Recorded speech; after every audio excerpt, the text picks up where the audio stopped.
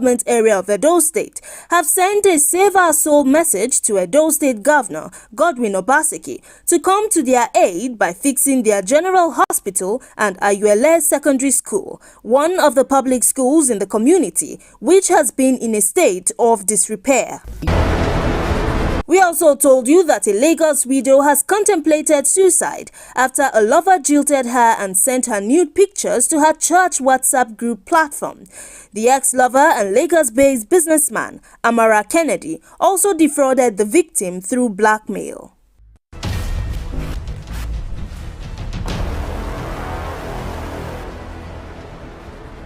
Remember to like us on Facebook, Clearview Television. Follow us on Twitter at Clearview Online. Follow us on Instagram at Clearview News, and also remember to subscribe to our YouTube channel at Clearview TV.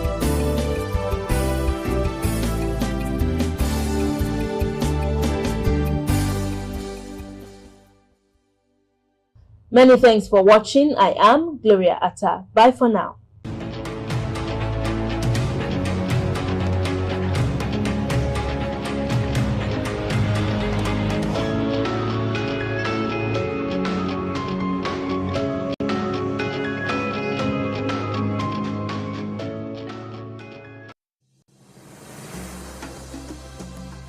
Women Radio 91.7 in partnership with Wole Soyinka Center for Investigative Journalism with support from UN Women and the Canadian government present the maiden edition of the Report Her Awards. The Report Her Awards, celebrating gender-sensitive media platforms and journalists who gave prominent reportage to Nigerian women. Media organizations and practitioners will be recognized, acknowledged and celebrated for their balanced and inclusive reportage. Date: Saturday, 8th of July 2023.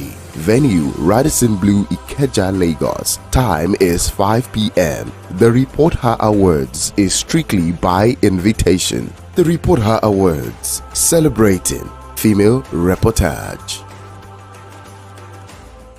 Here is the breaking news of the moment. Biscon TV, the most exciting 24-hour general interest television station, parading cutting-edge programs in news, sports, politics, business, foreign news, fashion and style, entertainment and lifestyle programs, Biscon movies and more, has been moved to channel 144 on GoTV. Our programs begin daily with Biscon Breakfast Bubble (BBB), featuring newspaper review and interviews on trending issues. Biscon Roundtable is our daily discussion program on essential tips on life and living. Biscon TV broadcasts news 7 times daily from 7 a.m. to 11 p.m. Biscon TV can be watched in all parts of the country now on GoTV channel 144 and live streaming on Biscon TV on YouTube.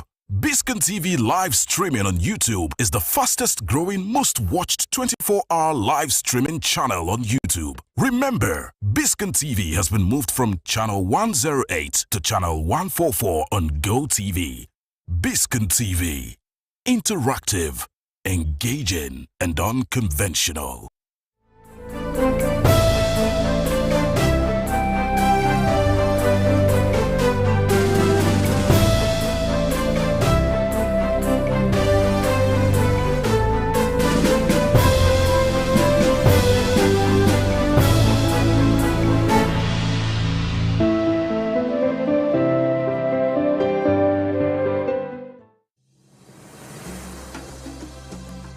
Women Radio 91.7 in partnership with Wole Soyinka Center for Investigative Journalism with support from UN Women and the Canadian government present the maiden edition of the Report Her Awards. The Report Her Awards, celebrating gender-sensitive media platforms and journalists who gave prominent reportage to Nigerian women. Media organizations and practitioners will be recognized, acknowledged and celebrated for their balanced and inclusive reportage. Date: Saturday, 8th of July 2023. Venue: Radisson Blu, Ikeja, Lagos. Time is 5 p.m. The Report Her Awards is strictly by invitation. The Report Her Awards, celebrating female reportage.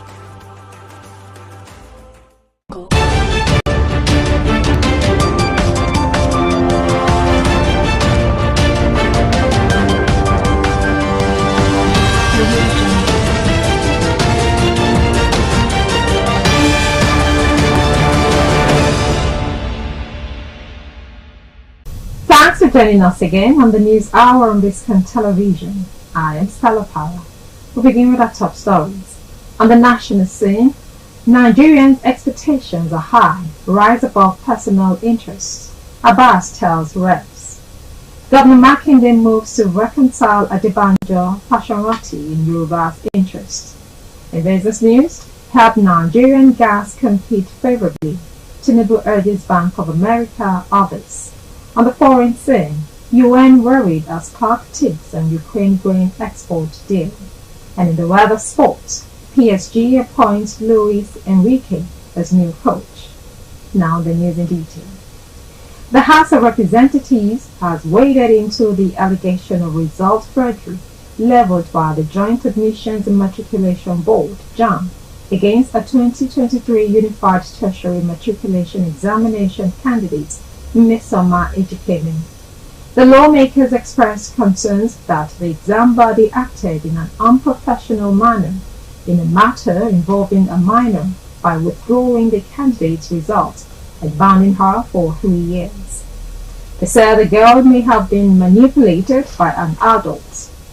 The House subsequently set up an ad hoc committee to investigate the matter and asked JAMB to stay action until the Green Chamber concludes its investigation.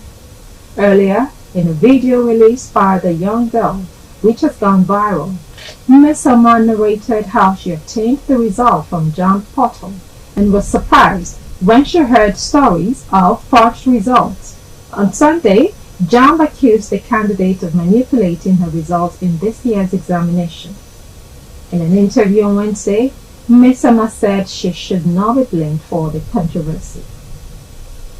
The Speaker of the House of Representatives, Tajuddin Abbas, has called on his colleagues to rise above personal interest to deliver good governance to Nigerians, saying the expectations of Nigerians are high. He stated this on Tuesday in Abuja at the resumption of plenary after over 2 weeks' break, asking the lawmakers to work for the collective success of the country.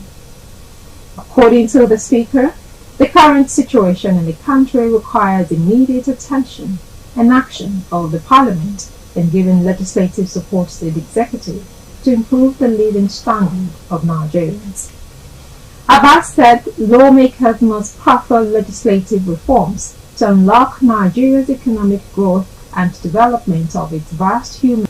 He said the Parliament must focus on opening bottlenecks in critical sectors of the economy to attract foreign and domestic investors and in turn create sustainable economic development. In another story, the Oyo State Governor Seyi Makinde has said it is time the two factional leaders of Afenifere to call a truce in the interest of the Southwest regional and national development and progress of Yoruba land. The governor, who spoke on Tuesday shortly after the meeting held at the Otumba Shubomi Balogun Conference Center, University of Ibadan, declared that some frontline leaders in Afenifere had decided to resolve the differences between the two leaders of the group, Pa Reuben Fashoranti and Pa Ayo Adebanjo. He stated that with the general election out of the way, it was time to begin the process of fostering unity in Yoruba land, noting that he and the other leaders of thought in the Afenifere were assured that once the two leaders come together, Yoruba land and Nigeria would have the desired unity. It's time for business news. We'll bring you details after the break.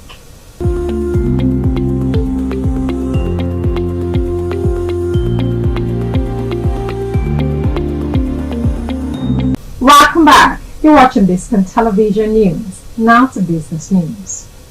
President Bola Ahmed Tinubu on Tuesday made a case for the Bank of America and other willing financing institutions to help Nigeria in various capacities, such as in partnering to ensure Nigerian gas competes favorably in the global market, the viable source of alternative revenue.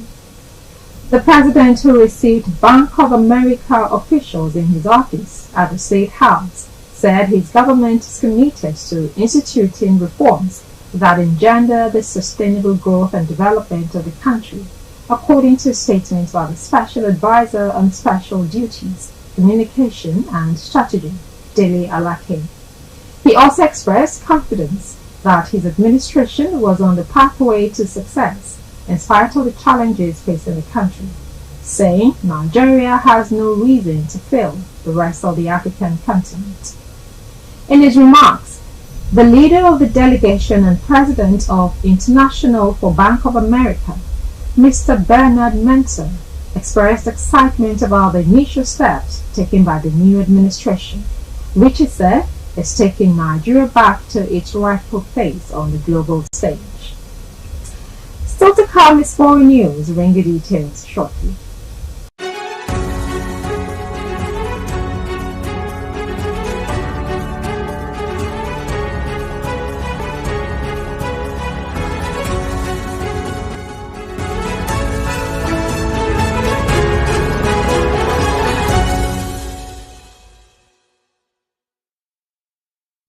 Welcome back. You're watching Biscon Television News. You can watch us live by downloading the Biscon TV app on your Android and iOS devices, or visit our YouTube channel. Now to foreign news. The United Nations said on Wednesday that it was worried about the survival of a grain exports deal for Ukraine, which could collapse within a fortnight, threatening food security for the world's most vulnerable. The Black Sea Grain Initiative, aimed at easing a global food crisis, is set to expire on July 17 unless Russia, which is pressing an invasion of Ukraine launched in February 2022, agrees to its renewal. But Moscow remains unhappy about the operation of the deal's parallel agreement on Russian food and fertilizer exports, and said Tuesday that it saw no reason to extend the Black Sea Grain Initiative. Russia's invasion of Ukraine saw Ukraine's Black Sea ports blocked by warships until the agreement, signed in July 2022, allowed for the passage of critical grain exports. The initial 120-day agreement struck with the UN and Turkey last July has been extended 3 times, in November, March, and in May. The parallel agreement between Moscow and the UN is aimed at facilitating the export of Russian food and fertilizers, which are exempt from Western sanctions imposed on Moscow over the Ukraine war. But Russia claims this parallel agreement is not being upheld. Still to come is sports news. We'll bring you details after the short break. Stay tuned.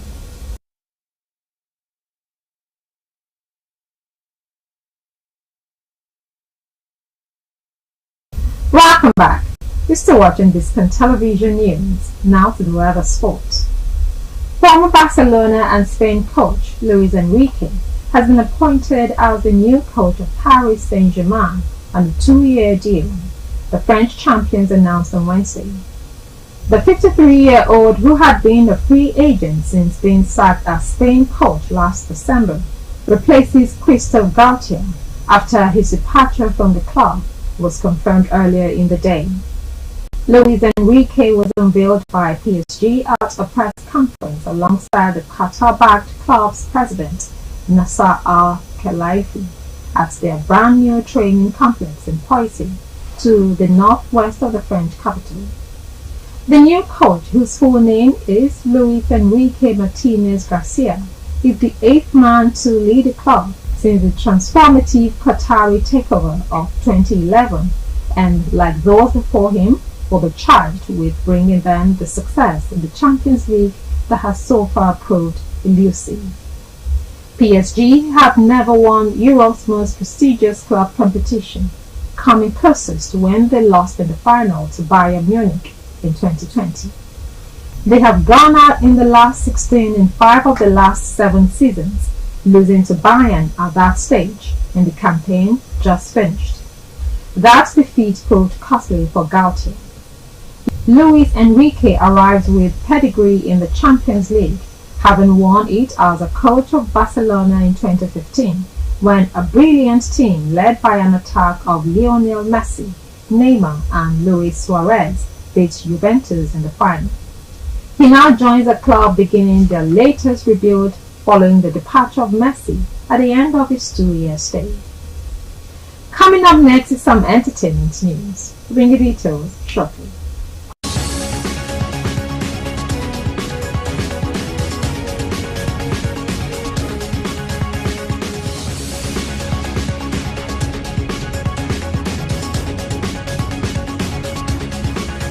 Welcome back. You're watching Biscon Television News. Now to entertainment news. Street pop maestro Lil Cash is teaming up with Young John for a new single.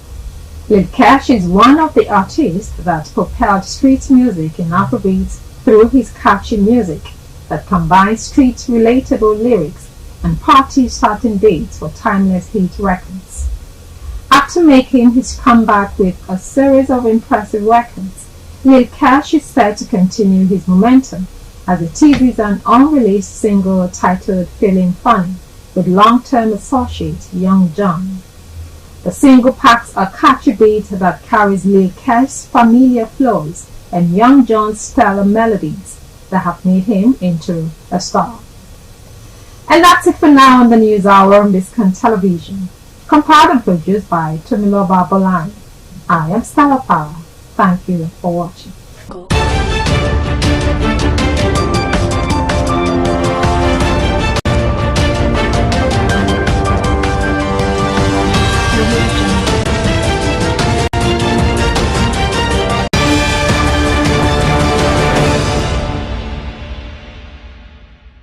Fate led me into his professional orbit. Having just completed an extensive program in Brazil, I began managing the debt conversion desk at the Central Bank of Nigeria. Otumba Balogun, ever the visionary entrepreneur, quickly recognized the potential value of trading in Nigerian promissory notes. The bank immediately partnered with a notable UK investment house called Morgan Grenfell & Co. He immediately sought me out and recruited me out of Central Bank. I remember the day I got my letter of appointment. The salary offered was 4 times my earning at the Central Bank. I was scared. I thought it was an error. I went back to Dr. Jonathan Long, then the managing director, to seek clarification whether there was a mistake. And he said, no, that was what they were offering me. I was grabbed with fear. I went back to my boss at the Central Bank and showed him my letter of employment. And he sat me down, cautioned me, seriously, you are playing with your life. With this kind of salary, there's something they are looking for. So I carried the letter of employment in my pocket for days, scared. But after much thought, something kept telling me that this is what you have been dreaming of. I decided to walk into the bank and accepted the job.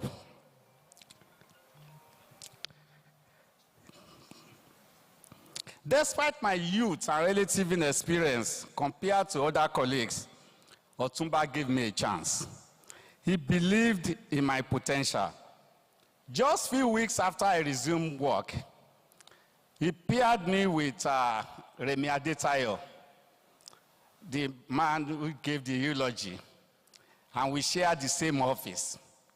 And we're doing almost the same work. He was actually my boss in the corporate affairs department, where at the same time I was running the debt conversion desk. And so one day, he sent for me. You hardly go to the executive office unless there is a compelling reason.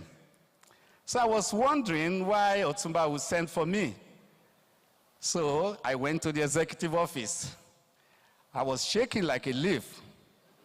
And I entered the all-inspiring office of Otumba. You needed to be there to see. And he looked at me, and he said, you look scruffy. But I'm going to change you. I'm moving you to my office as my executive assistant. The previous occupant of that office were the star of the bank, Femi Akinsonya, Benga Dejuigbe, So I was wondering why he chose me. And of course, I was scared. So I spoke with the personal assistant. That was Mrs. Busola Adekusibe.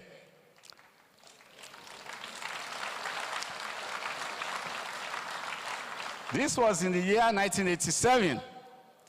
And she assured me that I will be okay.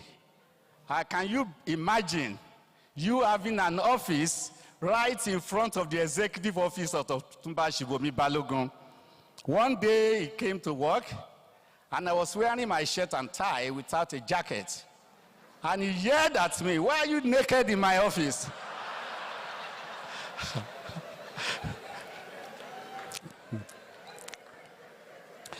I had to rush back home to grab my jacket. Becoming the executive assistant meant an immediate shift in my ways. I had to accompany him to most of his outside official functions, including board meetings and other sensitive appointments. I quickly realized that this could be a training ground and a stepping stone to higher responsibilities. I'm fortunate to have landed such a posting among many other young and highly talented colleagues.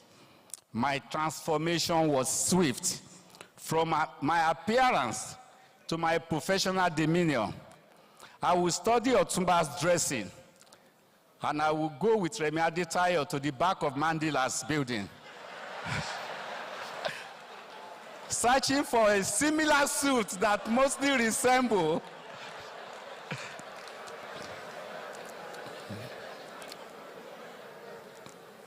I began to walk like him, to speak like him, to watch his every demeanor. Such was the great influence Otumba Shibomi had on a young man like me.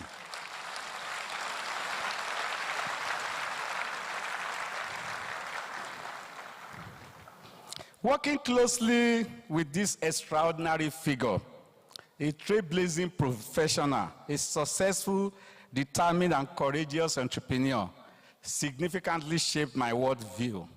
His mentorship and personal values catalyzed an invaluable transformation in me. After 2 years of working directly under his tutelage, it was time to realize my dream. The seeds of success he planted bloomed and inspired me to join a group of young and idealistic professionals led by Mr. Fola Adeola and Tayo Aderokun of blessed memory to seek a banking license, resulting in the formation of Guarantee Trust Bank in 1990. This was perhaps one of the most difficult decisions I ever made in my life, to exit a vibrant and very successful bank led by a visionary and inspirational personality, and to leave an auspicious position as his executive assistant to join a newly licensed and untested bank. With mixed feelings, I accepted the offer to join Guarantee Trust Bank as a senior manager and head of corporate finance. I was excited to join this new team of idealistic and visionary young professionals who were focused and determined to change the face of banking. At the same time, I was scared going into the unknown, and more importantly, how to break the news to my chairman, Otumba. I remember that Otumba did not find it funny when the last set of close associates resigned to join newly licensed banks. Otumba was very jealous and possessive employer. He never liked to lose his talents, those he had nurtured and trained to other competitors. But between 1988 and 1990, the industry was tumultuous. 25 new banks were licensed, and many needed to poach talents from successful banks like FCMB. Around this period, the likes of Erastus Akínbọ́lá, Femi Akinsoya, Dapo Soluade, Babajide Rogers, Akin Fatade, and a few others, too numerous to mention, who were holding sensitive positions, exited the bank. Instinctively, I knew it would be a complicated thing to break the news to him. I was ruminating how I would go and tell him I was leaving. So I shared my worries with his personal assistant, Mrs. Adeku Sibe, and she just laughed and told me, Baba ti gbọ́ látàná.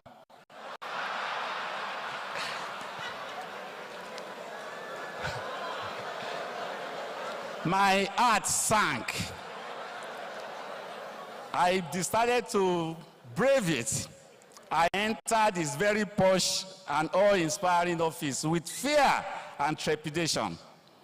Before I could utter a word, Baba said, Femi, I heard you are leaving us to join one of these new banks. I just prostrated, like Amoluabi, without saying a word. And he surprised me. He started praying for me. And he started wishing me well in my new assignment. At Guarantee Trust Bank, one of our most strategic profit centers at that time was a unit called Financial Institutions, FI for short. The primary goal of that unit was to become the bank of first choice to merchant banks in Nigeria, and FCMB was our first target. The moment we opened business in 1991, Mr. Fola Adeola, the MD, then wisely suggested that rather than market FCMB, why didn't we just honor the founder and chairman CEO of the bank who blazed the trail and made possible for the new generation banks like GT Bank to exist. Led by our MD, we invited Otumba to visit and tour our facility. I can see Ganaba smiling because we were there that day together. We laid a red carpet from Adeyemo Kija to Otumba's house, which was a stone throw. And the entire staff of Guarantee Trust Bank lined the street. And when Baba came out of the house and saw the red carpet and us, he was so happy.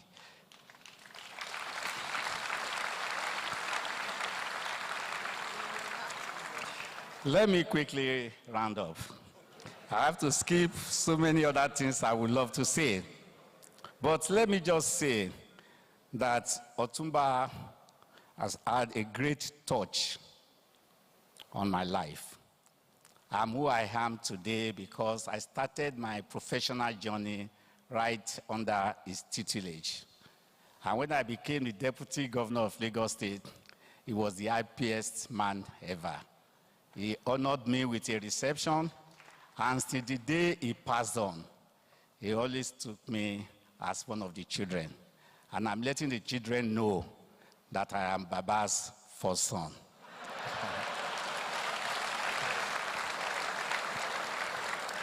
Distinguished ladies and gentlemen, a great Nigerian has gone home. Sunre Baba, may your dead too soul rest in perfect peace. CON, the Otumba Toashe of Ijebu, the Olori Omoba Akile Ijebu, and the Ashuaju of Ijebu Christians. He was an especial and consequential man. To liberally paraphrase a famous quotation attributed to Calpurnia, the wife of perhaps the greatest and most famous of all Roman emperors and generals at the time of his death. On the passing of most mortals, no comets are seen.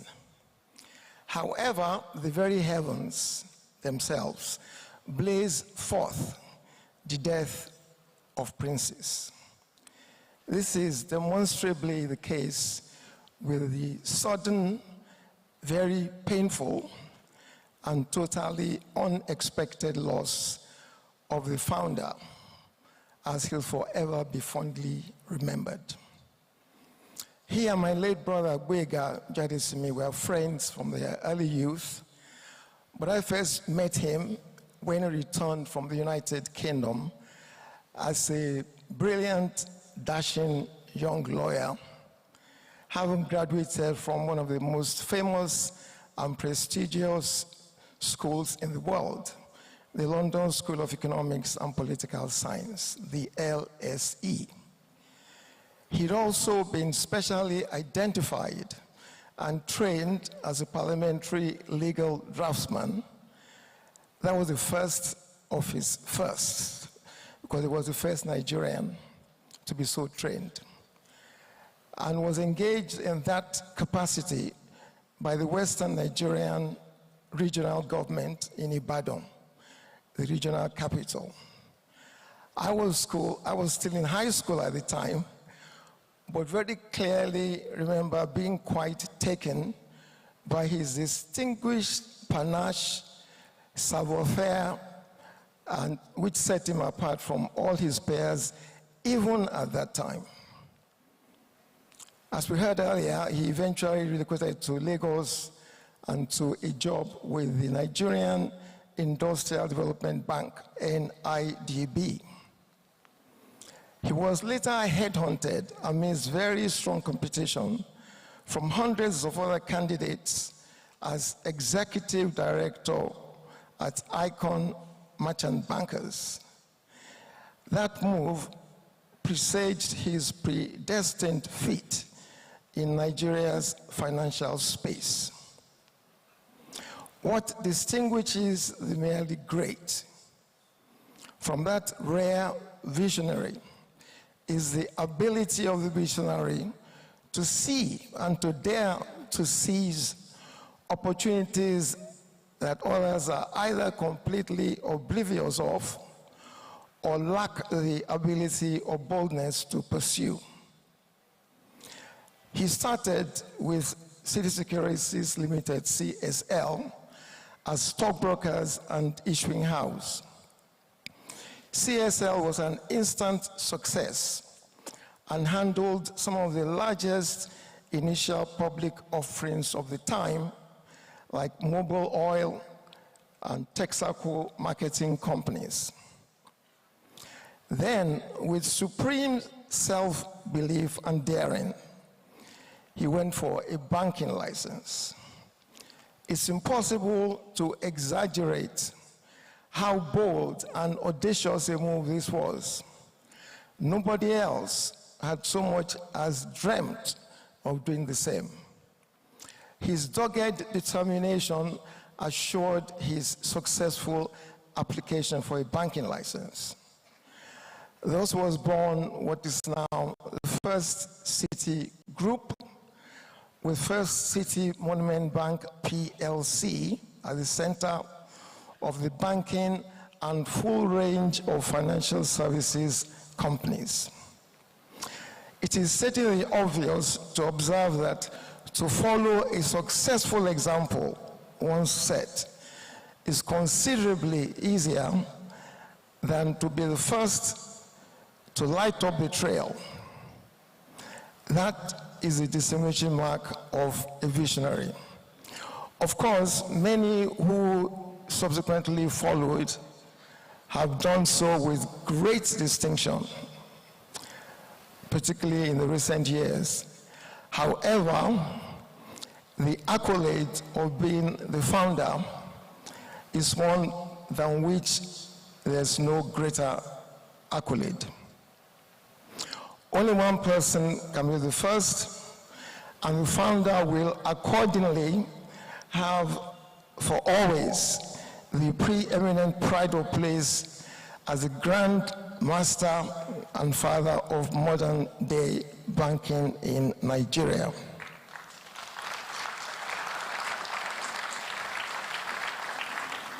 He was a very devout Christian who loudly proclaimed at every opportunity and in his many books and other writings how he owed all his successes, victories, and vast achievements in life entirely to the munificence, to the grace, and to the blessings from on high.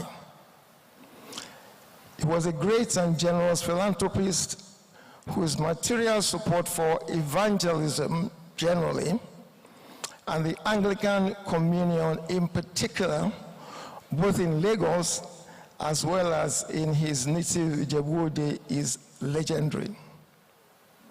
He took to heart and very much cherished his role as the Asiwaju of Ijebu Christians, and was undoubtedly the staunchest pillar by far of Christendom in Ijebu land. He was particularly interested in the medical care of children and established pediatric centers at the UCH, the Ijebu-Ode General Hospital, and he bequeathed the sprawling, substantial Tunwashe Specialist Referral Pediatric Center in Ijebu-Ode to the UCH. He attended his traditional royal offices both as Otumba Tunwashe and as Olori Omoba Ikile Ijebu with generosity and great acumen. However, above all, he was a family man, a loving father and grandfather who glowed when surrounded by his children and grandchildren, as seen in what turned out to be the last set of group photographs taken on his 89th birthday party on March the 9th, 2023. His immense joy and pride was to see his 4 sons achieve and fulfill their promise, becoming matured chips of the old block himself for decades before his sudden departure. I last spent time with him on the very day he later left for London, with absolutely no hint whatsoever that it would be for the very last time. My thoughts and prayers go to all his family, especially the widow he left behind, Olori Abimbola Balogun, who was his rock, devoted companion, spouse, and life partner.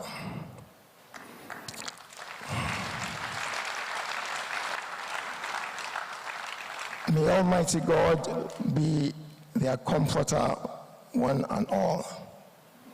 He shone like the brightest of stars as he streaked his chosen path across the firmament.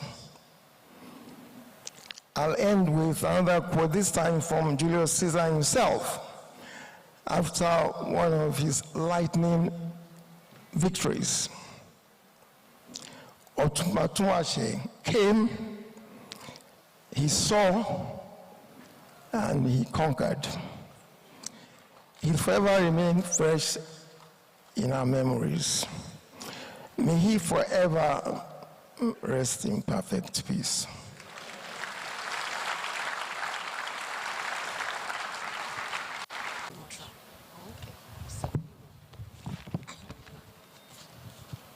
His Excellencies, distinguished ladies and gentlemen, for most of us participating in these obsequies, the passing of Otumba Michael Olashunbomi Balogun, CON, the Otumba Tunwashe of Ijebu, Olori Omoba Akile Ijebu, and the Asiwaju of all Christians was sudden and unbelievable. When someone is as great and accomplished, you hold them in a certain space of immortality. And even when death comes calling at 89, you feel that life still owed them more, or that they still had more to give. What I realize is that you cannot calculate in years a life spent building new heights in banking or amassing the sort of influence and stature that Otumba Balogun had. When I missed his 89th birthday open house, I did not bat myself because I believed that I would be at the major event, which would be his 90th birthday, which was around the corner. The news is therefore hard for me to process, not because he died, but it's as if he is still here. Look around you and you would see the class and the no-holds-barred quality that he loved and which stood him out. They're still here with us. About 40 years ago, I was one of 10 lawyers that were interviewed by consultants to fill the position of company secretary legal advisor of a bank that did not exist. The final screening session of the top 3 candidates was my first encounter with the great chairman, chief executive of City Securities Limited. And I met him with their external legal advisor, Chief Badru Olaogun. The setting, of course, was intimidating. But then I was bold and confident with a strong presence that struck a chord with him that I was right for the job. But when I walked into the room, he said to me, before I could even sit down, they didn't offer me a seat. Who are you?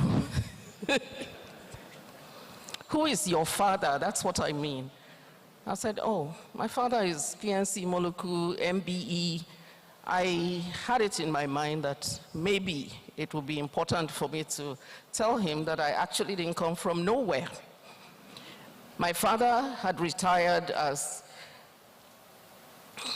the the permanent secretary of the Federal Scholarship Board, and had been a PERMSEC in the East Central State and a director of UNESCO.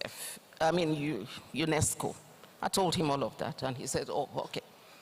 Badru, move, let her sit down. You know, he went on, he asked me 2 other questions, if I remember, how I would do the job and what I thought I would bring to the table. And one of my answers was that I've been in this interview with 10 or 9 others, all of them in the banking sector. I'm the only one who came from telecoms. And I had made contact, taken all their cards. So whatever I needed to do in this job, I would have a resource base from which to tap. And I think that sank well with him, because he thought, this person must be adventurous a little bit. So he sat me down, and he went on to sell the idea of First City Merchant Bank Limited to me, whose banking license was still anticipated. It was the first time I heard of vision, purpose, passion, corporate social responsibility, branding, creating value, all these things long before the best business schools started teaching them. Otumba Balogun was himself a visionary, or should I say a cause or a crusade. And he had the first indigenous investment banking bank, First City Merchant Bank Limited, all worked out in his mind. And I bought into that philosophy, joining along with a dozen other pioneer staff just before the banking license was issued. Otumba Balogun had cast FCMB firmly in the mold of Baring Brothers and Co. and SG Warburg. The intensity of his desire to have that record of setting up the biggest investment bank in Nigeria had been fueled by his background in NIDB and the icon epiphany. He has told this story and how he received the banking license repeatedly in his many books. That central bank required foreign partners back in the day did not deter him. And being a man of great influence and reach, he found foreign friends that invested in FCMB when the pressure intensified. MOB, as he used to sign, made several tough calls in his life and fought many battles, not the least of which were with regulators, especially the one he called volcanic eruption in one of those books. But his life teaches one that when the battle is over, you put your sword back in its scabbard, close the armory or arsenal, and work together with even those that fought you to the ground. His passion for the good life left no time to dwell on mistakes or failures. He knew how to cut out the noise. Otumba Balogun was a great human being and a fiercely loyal friend, as gleaned from his legendary relationship with the former Vice President of Nigeria, Chief Alex Ekwueme, GCON. His friendships cut across local and international boundaries, and he was a true nationalist. I even remain eternally grateful that the bank stood still when my father died in 1987.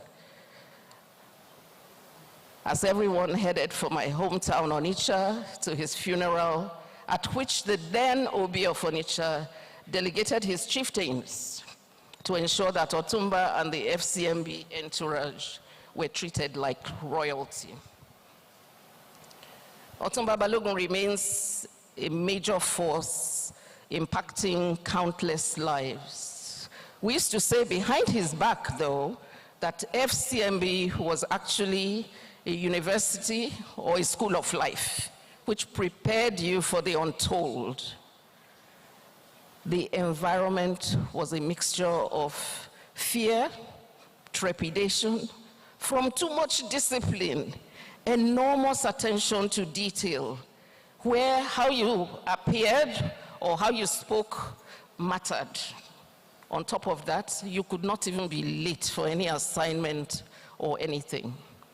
His intolerance of mediocrity, his appreciation and insistence on extraordinary quality epitomized his culture of excellence, which stamped his character on all the institutions around him.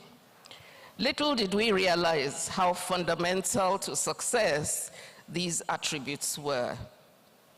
Initially, as you have heard from somebody before me, or those before me, Otumba Balogun was livid that staff were regularly poached from FCMB, having always selected top echelon people and invested heavily in their tutelage.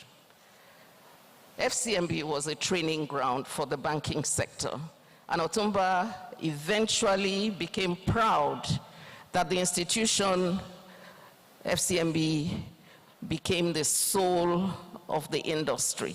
Because in every bank and every finance company, where many of them made chief executive, he was, through them, propagating the culture of excellence. Just one page. Today, the FCMB group alumni that actively worked for the success of this night of tributes to honor our boss and leader and mentor are proud to have passed through those portals. Please permit me to respectfully request all those who were at any time staff of any of the FCMB group or associated companies to please quickly stand up wherever they are, even if it is online, in acknowledgement of our dearly beloved and treasured leader.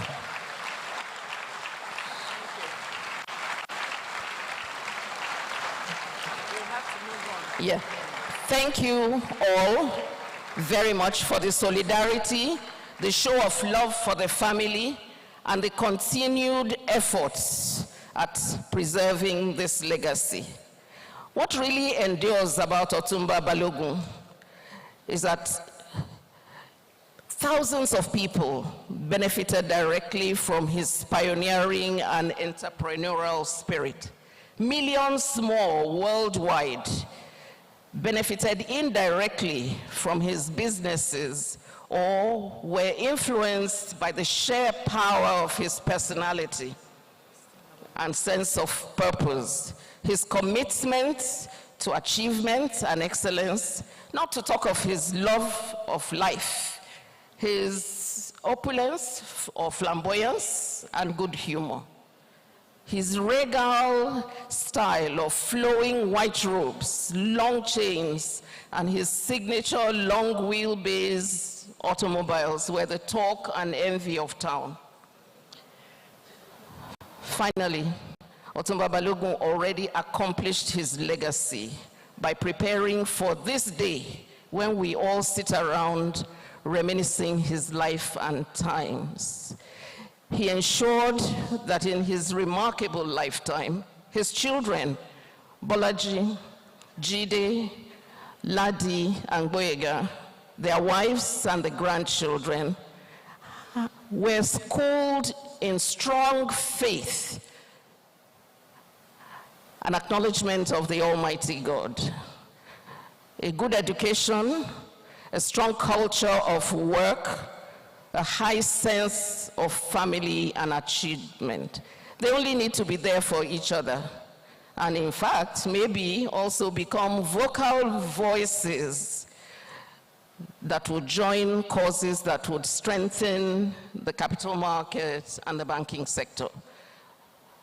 His beloved wife, Olori Abimbola Adetutu Balogun, and his loving sister, Chief Ronke Atere, his many siblings and their families whom he cherished, as well as his many friends, will miss this huge presence.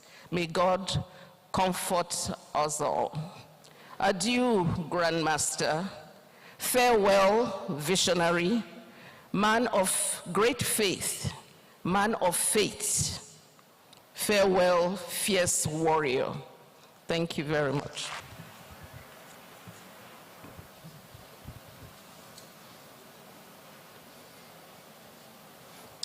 Olori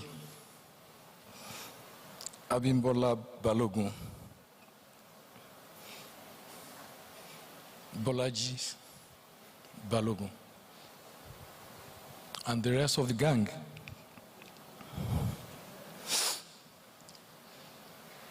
I come here in a couple of capacities in relation to your husband and to your father. But I'm aware of the 5 minutes limitation. I'll try to comply. But let me first of all start where I was inspired to start. And it's by going deeper into my culture. Please bear with me. Awanwa, awo, awoti dorisha.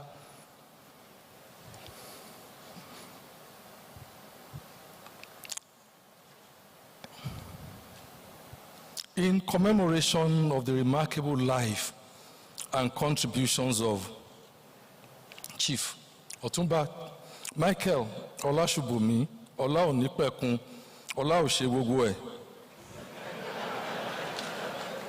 This tribute serves as a testament to his legacy as a visionary business leader and dedicated philanthropist.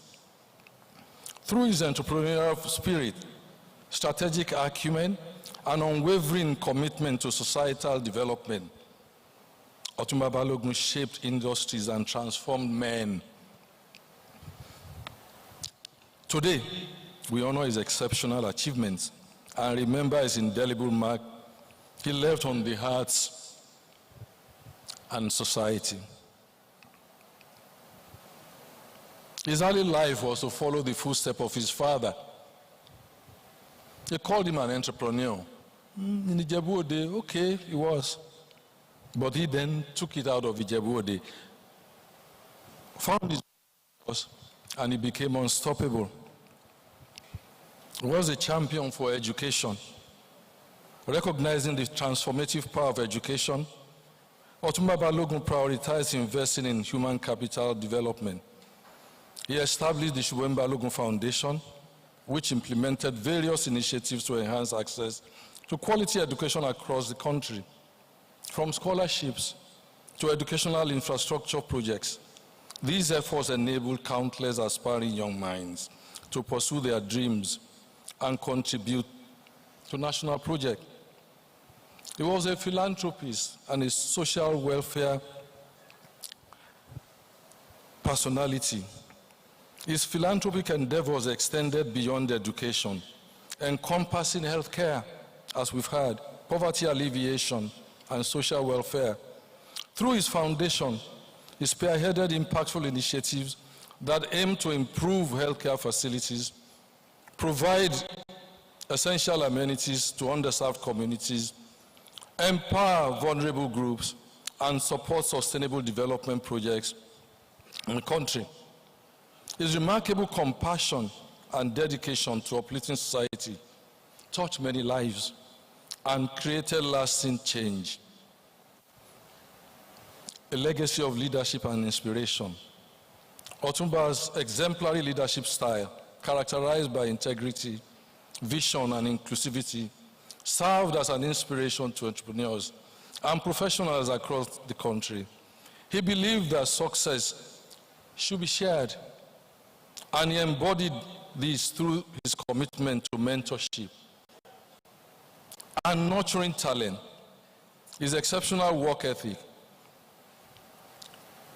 We saw him go to work every morning, driving from Sanusi Fafunwa through Adeyemo Alakija, and we saw him return to Sanusi Fafunwa in the evening, every single day, unless he was not in the country.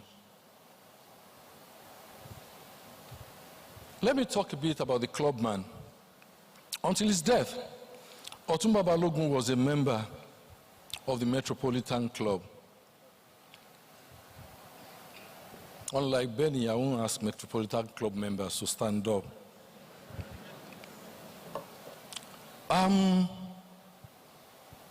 He was a tableware member until he died. A consummate clubman. He was a regular at our every Tuesday lunches. If he was alive and he was in the country, he would be there today.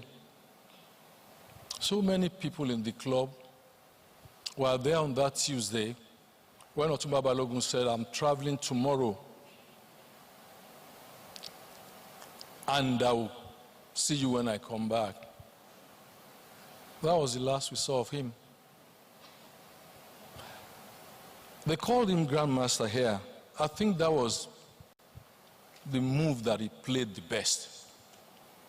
We didn't visit him in any hospital. We didn't partake in carrying him up and down. He just sneaked out. And he didn't come back. Some of us are still waiting for that return. Until he first said to us, "Awoti Dorisha,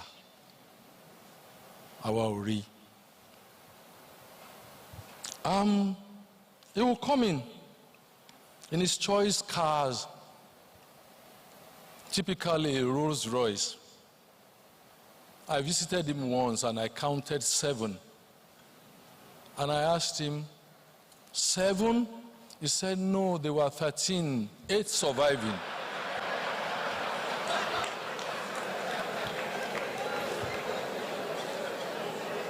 That was the first time in my life that I associated the word survival with a car.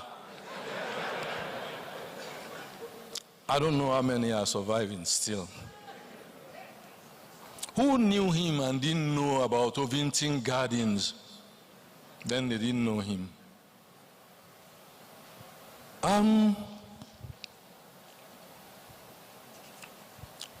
The Yorubas told a lot of stories, but they had only one character most of the time.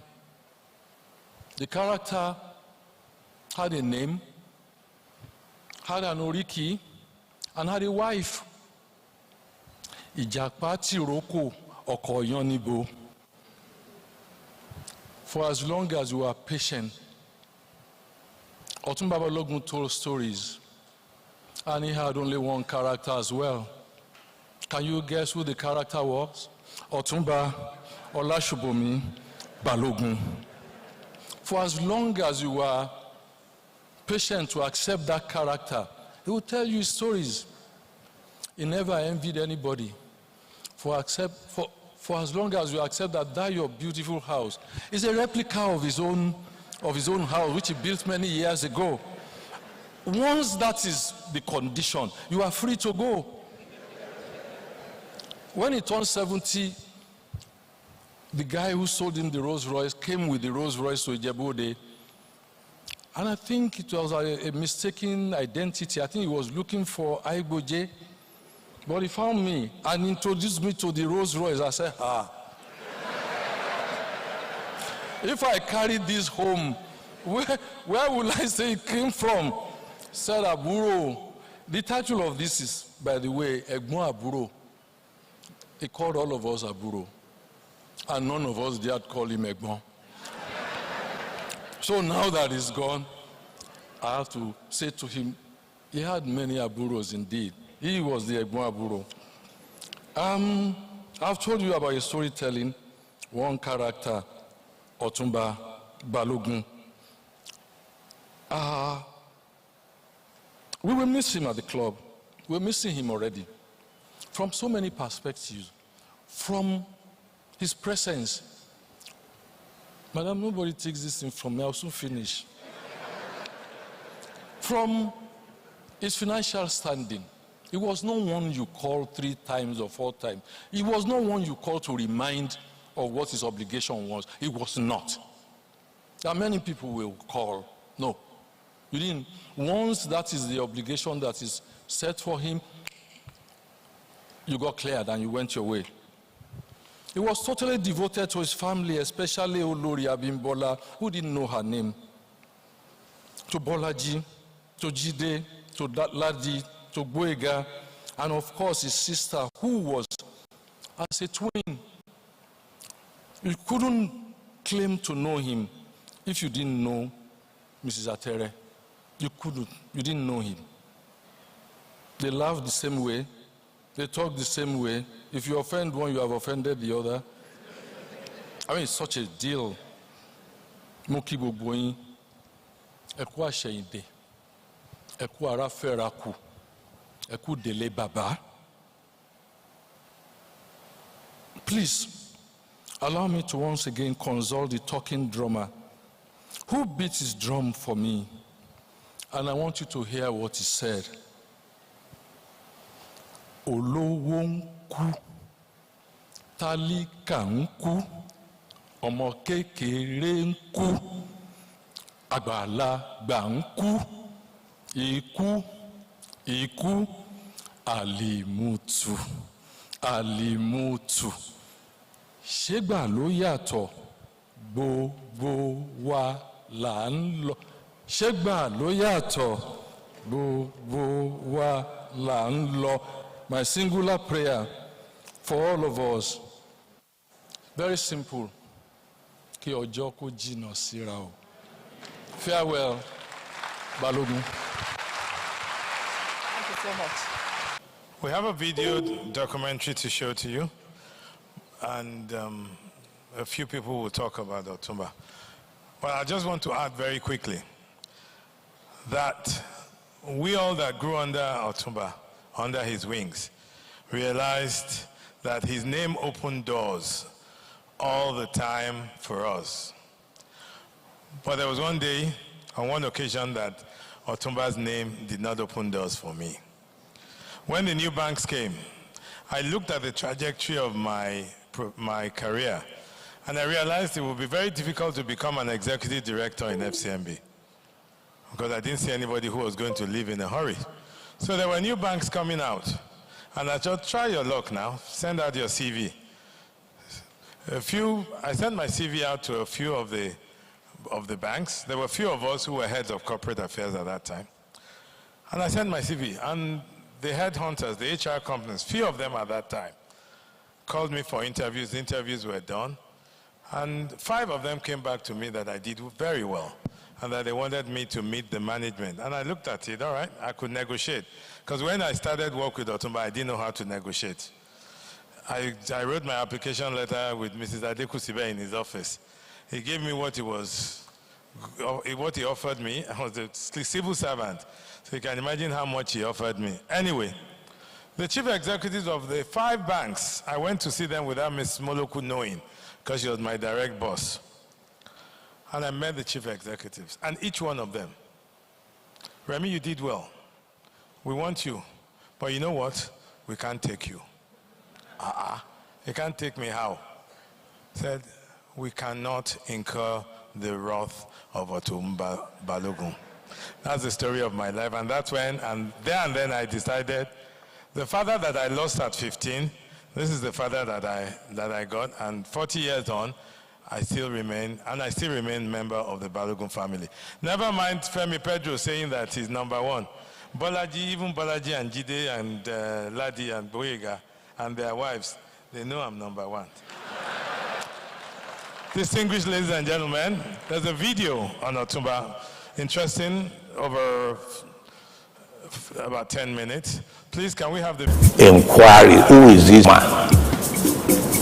Some even joking, saying that even his name, Olashubumi, attracts them. The role which friends like the Awujale and many others whom I can't mention here today have played in my life was not only God divides, it was of God's doing, but more than that, I think it helped me to proceed to the ultimate place which the good Lord prepared for me. The story of Otumba Shibumi Balogun is that of a God-fearing man who from his teenage had seen that the true value of wealth is only achieved when such is used to serve humanity, especially the less privileged and vulnerable. Otumba Shibumi's early life and attitude were influenced by his closeness to his mother, Adebukola, a granddaughter of Oba Adesimbo Tunwashe I. When I was 3 or 4, my mother started teaching me ABD and ABC. She even took a lesson teacher for me. So when at 6, my father put about 4 of us into school. I was the youngest. Both parents of Shibumi Balogun came from prominent families in Ijebu-Ode. My mother was the only educated wife my father had. We had 2 very well-known Christian families in front of us. The Mafes of the Otubushin stock. Aburo, the later we got a name, Mrs. Mafe, and also a member of the Arroyo Joy house. After a brilliant stint at the Igbobi College, Shibumi was employed briefly as a tally clerk at the UAC before he got a government job at the Nigerian Railways. He later moved to the newly established Nigeria College of Arts, Science and Technology at Ibadan. Shibumi had made up his mind that he would scout for any scholarship that would enable him go to Britain. He eventually left the shores of Nigeria on September 22, 1956. And the first time that we will meet was what they called Freshers' Nights. Freshers' Nights was like the matriculation into the London School of Economics. London School of Economics opened a new view of the world for Shibumi as he met with many Nigerians who would be among the nation's movers and shakers in later years, including Yakubu Gowon, who became a military head of state. He was, I understand, at the London School of Economics, studying law, and I was at Sandhurst. We stayed at the Commonwealth the students' hostel. Towards the end of his studies at the London School of Economics, Shubumi was selected for a training in the art of law drafting by the government of the Western region, thus becoming the first Nigerian to be trained as a parliamentary counsel. Government of Awolowo trained me as a legal draftsman. Then I was the first blackface to be seen in the British Parliament walking. His return to Lagos was a short distance to the realization of his dream. After an initial maze, he was appointed Principal Counsel and Company Secretary of the newly established Nigerian Industrial Development Bank. The relationship between my family and Otumba goes back over 40 years. My late father, Chaim Weiss, my mother, Batia, and myself came to Nigeria in 1960, before independence. In the late 70s, during indigenization, my father invited Otumba to take shares in his company, ETCO, a company in the electrical and mechanical construction field, and the relationship grew even stronger. He referred to a new challenge in a way that was almost phenomenal. He was instrumental to the COVID issue, for example, of UAC, the biggest of them all. Otumba had been a determined and somebody with vision. And because he moved so close to God, he decided to have his own bank. And through that, he has impacted so many lives. There was a central bank at that time that you have to have 25 million, which was a lot of money in that time. And he was one of the few that was able to get his act together, and his own bank surfaced. You know, it all went. I think he's a professional to the core. I had a dream and a vision which I have translated into a mission. That mission was to set up an institution that will earn worldwide respect.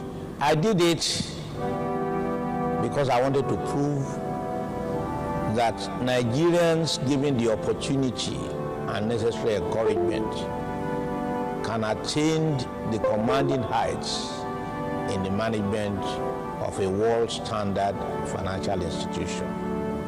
One's dream have not only been achieved, but they have been surpassed. I first met Otumba Balogun in the early 90s when I was a member of the Guinness Treasury team in London, working with our team and a team from First City Merchant Bank, as it was then, and we created something called the Irredeemable Convertible Loan Note. That turned out to be the pillar of refinancing Guinness Nigeria. He helped to bring home to the then expatriate controlled banks in the same line that the only way to assist in the development of industries in Nigeria is by really understanding the philosophy of Nigerians when it comes to running a business and managing it. And he was also able to encourage younger elements. In particular, he had a huge amount of time for young people. I mean, we ourselves were only about 3 years into building our own business then, trying to walk the same path he had walked about 30-odd years before.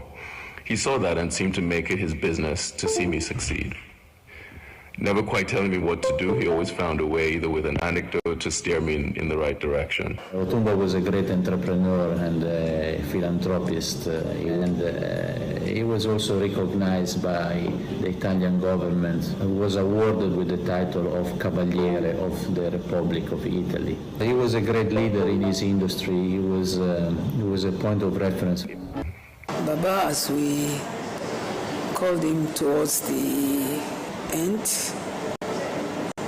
was an astute banker, a professional to the core, a man that knows what he wants and gets it, a workaholic, and father to all of us. He sold FCMBCR to me on credit, in which I pay instrumentally, and within the first 3-4 years of working with him, I became a millionaire. When he turned 83 in 2017, Otumba Shubumi Balogun spoke of a conviction. He had a duty to devote the rest of his life to serve God, society, and do things that add value to humanity. A continuation of the ideals he had pursued in the greater part of his life. In 1987, when I was chairman medical advisory committee of the UCH, and we were celebrating the 30th anniversary of the establishment of the University College Hospital in Ibadan. And he said to me, cousin, what shall I endow in UCH? Because I knew his passion for children, I said, the Children Emergency Center. And he said, what name do we call it? And I said, let us call that center the ancestral name of our parents. So that center now is Otumba Tunwashe Children Emergency Room in UCH. In 1989, he donated the Yeshubincha Child Care Center to his hospital in collaboration with the state government then. And it's not just the ward, there's a pediatric outpatient too attached to that ward. So it's not just the ward, there's also an outpatient care center that he donated. And since then, this has been of tremendous help. After a long, fulfilled life, nobility, incredible business accomplishments, and charity, Otumba Shubumi Balogun was called to glory on the 18th of May, 2023. The President of Nigeria, Muhammadu Buhari, Speaker of the House of Representatives, Femi Gbajabiamila, the Ogun State Governor Prince Dapo Abiodun, and his Lagos State counterpart Babajide Sanwo-Olu on Friday, May 19, 2023, mourned the passing away of the Olori Omoba of Ijebu-Land and founder of the First City Monument Bank Group, Otumba Shubumi Balogun. Actually, the night before he made his final journey to Britain, I don't think there was anything wrong with him. He called me and he said he was traveling the following day. It sounded normal and everything. So his passing was a very great shock to me because I wasn't expecting it at all. So, but there it is. I put myself among his friends, even though there's an age gap, because I think for us, again, we should take heart. We lost a dear friend, a cherished friend, one that we respected, but they say the Lord taketh, the Lord giveth. And so in that spirit, we can take it that, yes, the Lord took away Otumba, but he gave us Otumba's legacy. And I wish Olori, it's a big loss, because I visited her at home, and I just knew that, no, this is going to be pretty tough. But God will soothe her, God will comfort her, God will be the angel that is always guiding her, and she will be at peace. I was with him January 3rd when we had this New Year prayer session. He demanded he would want to reach age of 100 before he dies. God has said he will go at the age of 89. And then here we are. May his soul rest in peace. God will console Olori Abimbola. It is fresh, it was a bit sudden, but it's the good Lord that calls us when He puts us in this world. So He will call us when He thinks it is time for us to go. He was very generous generally, he was a philanthropist generally, but he was particularly generous with the church, both in Lagos Anglican Communion, but perhaps even more so in his native Ijebu-Ode. My prayer is that he will forever rest in the bosom of the Lord.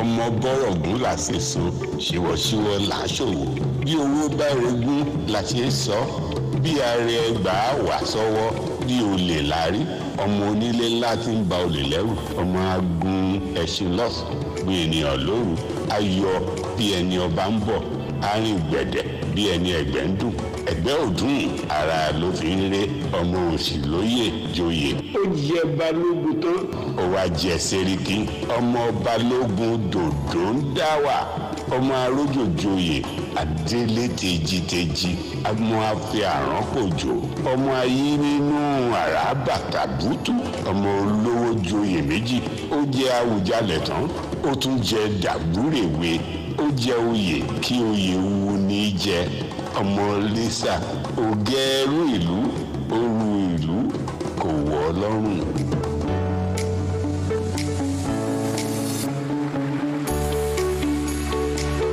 Olórí Abímbọ́lá Balógun, family and friends of Otumba. You know, I must let you know that Otumba passed on the 18th of May. On the 31st of May, I wrote a tribute. Nobody told me to write a tribute. So this evening is also about storytelling, because his grandchildren are here, his children are here, and from when you tell stories, even the grandchildren get to know more about their grandfather. So why did I write a tribute? This hall has the crème de la crème of Lagos. You therefore know those people that it doesn't matter who dies, they will write a tribute immediately. You also know those who don't write tribute anyhow. And because some of us write a tribute when somebody in our family passed, like when my father passed and it was published by this day. So when I wrote a tribute, and it was published in 1 or 2 papers, I gave it to the family. They didn't ask me to write a tribute. Today, they told me to come and give a tribute. So people asked me in Lagos, why did you decide this time to write a tribute about somebody that you never worked for? If you hear Otumba Pedro, at least he has relevance, he worked there. If you hear Fola Adiola, he had relevance, he pinched some of his staff. If you hear, now I mentioned that because again, with this crème de la crème of Lagos, think about it. I started IBTC 7 years after Otumba Balogun began FCMB. We were both merchant banks, investment banks. Now let me challenge many of you. Who do you know that IBTC pinched from FCMB? You'll be shaking your head. Who do you know that FCMB pinched from IBTC? You will be shaking your head. I have many secrets to reveal, but some of them they reveal the greatness of the man. So you think it was a coincidence? Yes, but I'm one of those people that don't believe in coincidences. Let me tell you 1 or 2 things that brought us close together. In the tribute I published, I mentioned we first sat down properly for a lunch when he tried to get me to work for FCMB. And after a long discussion, we both agreed that it was not going to happen, but we became friends. 3 other things brought us closer together, which I never told before today. One was that you cannot do banking without having problems once or twice with CBN, Central Bank. So once FCMB has some problems with CBN, I don't know who in CBN went to go and tell Otumba, there's something wrong with that fellow they call Atido. He said, why? He said because Atido was in CBN, lobbying CBN, that their treatment of FCMB was incorrect. So Otumba called me and said thank you. The second occasion, there was a Chartered Institute of Stockbrokers. There's what I would call either a miscommunication or a misunderstanding. But it was important enough in the sense that Otumba knew what was discussed some years ago, one-on-one. Another gentleman knew what they discussed, but they had different versions of the discussion. We were not there, we were the board members. But it was one of these things where it was white or black. So Everybody was running around. What do you do? What do we do? How do we reconcile them? So I spoke to Otumba. About half an hour we spoke together. At the end of the discussion, I told my colleagues, I said, you know what? No problem, nothing to worry about, it's all over. And they said, what do you mean? I said, it's very simple. I spoken to Otumba, says he will leave. I said, why didn't you beg him? Should we go and beg him? So they started going up and down, begging and so on. I told them, hey guys, you're wasting your time. Because he was not leaving because he was upset. It was a matter of principle for him. So as far as he was concerned, the institution was best preserved by him surrendering himself and withdrawing from the scene. So I learned many things from Otumba. And look, all these ladies and gentlemen that want to come for microphone, let me just warn you now that, yes, I did a tribute. What I said there was different. Yes, I was on this video. What I said there was different. What I'm saying now is different. And if you call me 24 times, I'll say 24 different things, because that's how great the man was. There are too many important things about him to recount. So if you call me as often as you like, each time I will surprise you. Because Bolaji is nodding because he's learned some things today about his father that he never knew. So let me just help the spirit of the occasion by pointing out that, yes, there were some important things. Otumba lives is the theme of what I'm saying now. And I repeat, Otumba lives. Why do I say that he lives? You see, everybody talks about legacy. But with due respect, not everybody has a legacy. Some people, even before they passed on, they've been forgotten, much less when they are passed on. Otumba had a legacy.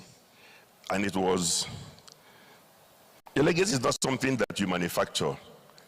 It is what impact you had. If you didn't impact anybody, then you have no legacy. Perhaps you impacted some shops when you were shopping or something like that. That's not a legacy. So the fact is that Otumba lives. And he lives through the various people he impacted, not in terms of just the business, because he had his own distinct style. May I say that he said I was stubborn, and I said he was stubborn. He said yes, that he likes me because I'm stubborn. Because it is important to be stubborn when you know that you're right. And when Otumba was right, you couldn't shake him. He was dogged, he had the confidence, and he knew that, he knew his rights. And there's nothing wrong about that. So if that is the price of being stubborn, then some of us plead guilty because we learned from Otumba. If he was not stubborn, he would never have gotten a banking license. And just a little correction to set the record straight, because there are grandchildren here. It is not really technically correct to say banks were not being licensed. What it was that the Nigerian government decided that a private individual should not be allowed to have a bank. So they would allow a state government, no matter how useless they were, they would allow an expatriate company like Citibank because they were white, but that if you were a Nigerian, you were not qualified. It almost sounds unreal to today's youth, but in other sectors too, similar battles were fought. So all I want to let you know is that Otumba lives, and it's not about what he has written. Some people make a mistake, or it's the book that's the legacy. Again, I challenge you, what book did Socrates write? He never wrote a book in his life. But 2,000 years later, I'm standing in front of you, I'm calling Socrates. Why? Because those he impacted, including Plato, were quoting Socrates. So in fact, Otumba lives because there are many people in this gathering, including myself, who will be quoting him forever on a variety of subjects, including succession planning.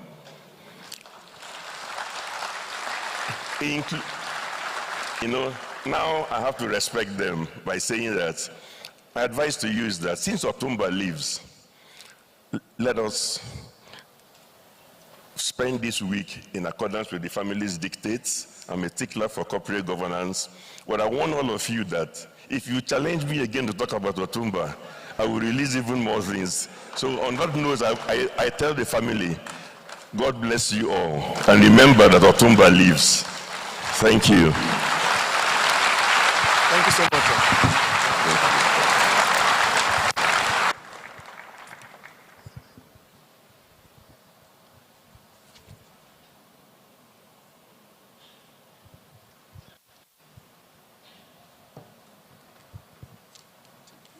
Thank you very much. Auntie Olori, Bolaji, Chide, Ladi, and Wega, and their wives. Ladies and gentlemen, good evening. We all know the reason why we're here today, and I believe that for each of us, the uniqueness of our persons has determined the motive for our presence here today. In a few words, and the reason why I'm reading is because I don't think I could be contained within 5 minutes if I just spoke extempore. I will share why it is not just an honor to attend this night of tributes to a quintessential icon, but also, for me, it's a true privilege to have been invited to give a tribute to the gentleman called Otumba Michael Olashubomi Balogun, CON. I celebrate the remarkable life of Otumba Shubomi Balogun. We all have read his book. A lot has been said by previous speakers about him and his life. We know that he's a larger-than-life philanthropist and a doyen of merchant banking in Nigeria who touched and transformed the lives of many Nigerians. And we've all heard about his strong character, his grit, his determination, and the influence and inspiration that he has been to tens of thousands of us bankers. But for me, the memories of Otumba Shubomi Balogun that remain a blessing for me are my encounters with the true person of this great man. One does just not meet Otumba Balogun, one encounters him. And I will say that for me, there are 3 such memorable occasions among so many spanning decades that I would like to recall today. I really cannot remember when I first met Otumba Balogun. He was a younger learned friend to my late father, Harry Afolabi Lardner, SAN. And my earliest memory, when I try to think back, was of him visiting my dad, I think shortly after he got the banking license. I was young at the time, but I certainly remember my parents' living room being filled with an air of glee, laughter, and much pleasure. That was the great Otumba Balogun. His gregarious personality was infectious. And so first impressions of him were made for me, and they still hold true till today. As I recalled my memories of him as well, another particular experience stands out. In 1990, I accompanied my parents on a trip to Bombay, India, to attend the wedding of a mutual friend of my parents and the Baloguns. Auntie Olori was there as well on that trip. This was not my first trip to India to attend a wedding, but this experience was made even more memorable by the grand presence of Otumba Balogun. I remember so well watching the locals, watching him. Whether Otumba was regaled in the finest of Nigerian traditional attire or in his trademark Savile Row 3-piece suits, he looked awesome. Again, that was the great Otumba Balogun. No pretenses from our beloved Otumba in displaying his heritage, his nobility, his wealth. Otumba's genuine concern for my career growth was also remarkable. I remember him summoning me a few decades ago, I think it was in the mid-90s actually, asking me to come and work for him. Sadly, that was not to be, but later on, when I became CEO of Kakawa Discount House in 1999, I actually then worked for him indirectly because FCMB was the 3rd largest shareholder in Kakawa Discount House. He would still also, after that, even though it didn't work out, occasionally check on me, and I did the same with him as well, and maybe not as often as I should have in the last few years. His unwavering support and guidance made an indelible impression on me, shaping my path in more ways than I could express. The last example of many occasions that I met with Uncle was in his office in Primrose Towers. He had asked to see me or summoned me about a banking matter. And of course, the meeting was also an opportunity for me to learn at the feet of this font of knowledge and wisdom. On this occasion, I was fortunate enough to witness again another side of this great man. I vividly remember that while I was with him in his office, he received a phone call from someone, and the conversation was a heated one. I, of course, could not make out what the subject matter was, but what caught my ear were the words, "I will disown him." Full of curiosity, I couldn't resist asking him who the subject matter of this renunciation was. And he said, "Oh, one of the boys." And I thought, wow, great opportunity for me here. Since I always also viewed myself as a son that my father never had, I took it upon myself to respond with, "Uncle, what if he beats you to it and disowns you first? After all, he's a grown man now." But Balogun almost jumped out of his chair. How dare me speak to him in that way? Anyway, when we both calmed down, and I dare say after that, he listened intently as I gave him a minute. I won't tell you which of the boys he was talking about because I found out later.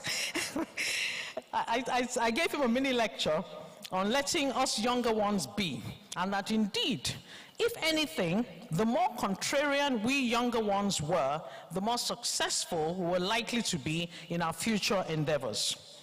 After all, he took the bold move to step out of the norm to establish the first merchant bank in Nigeria, despite naysayers who told him that it could not be done.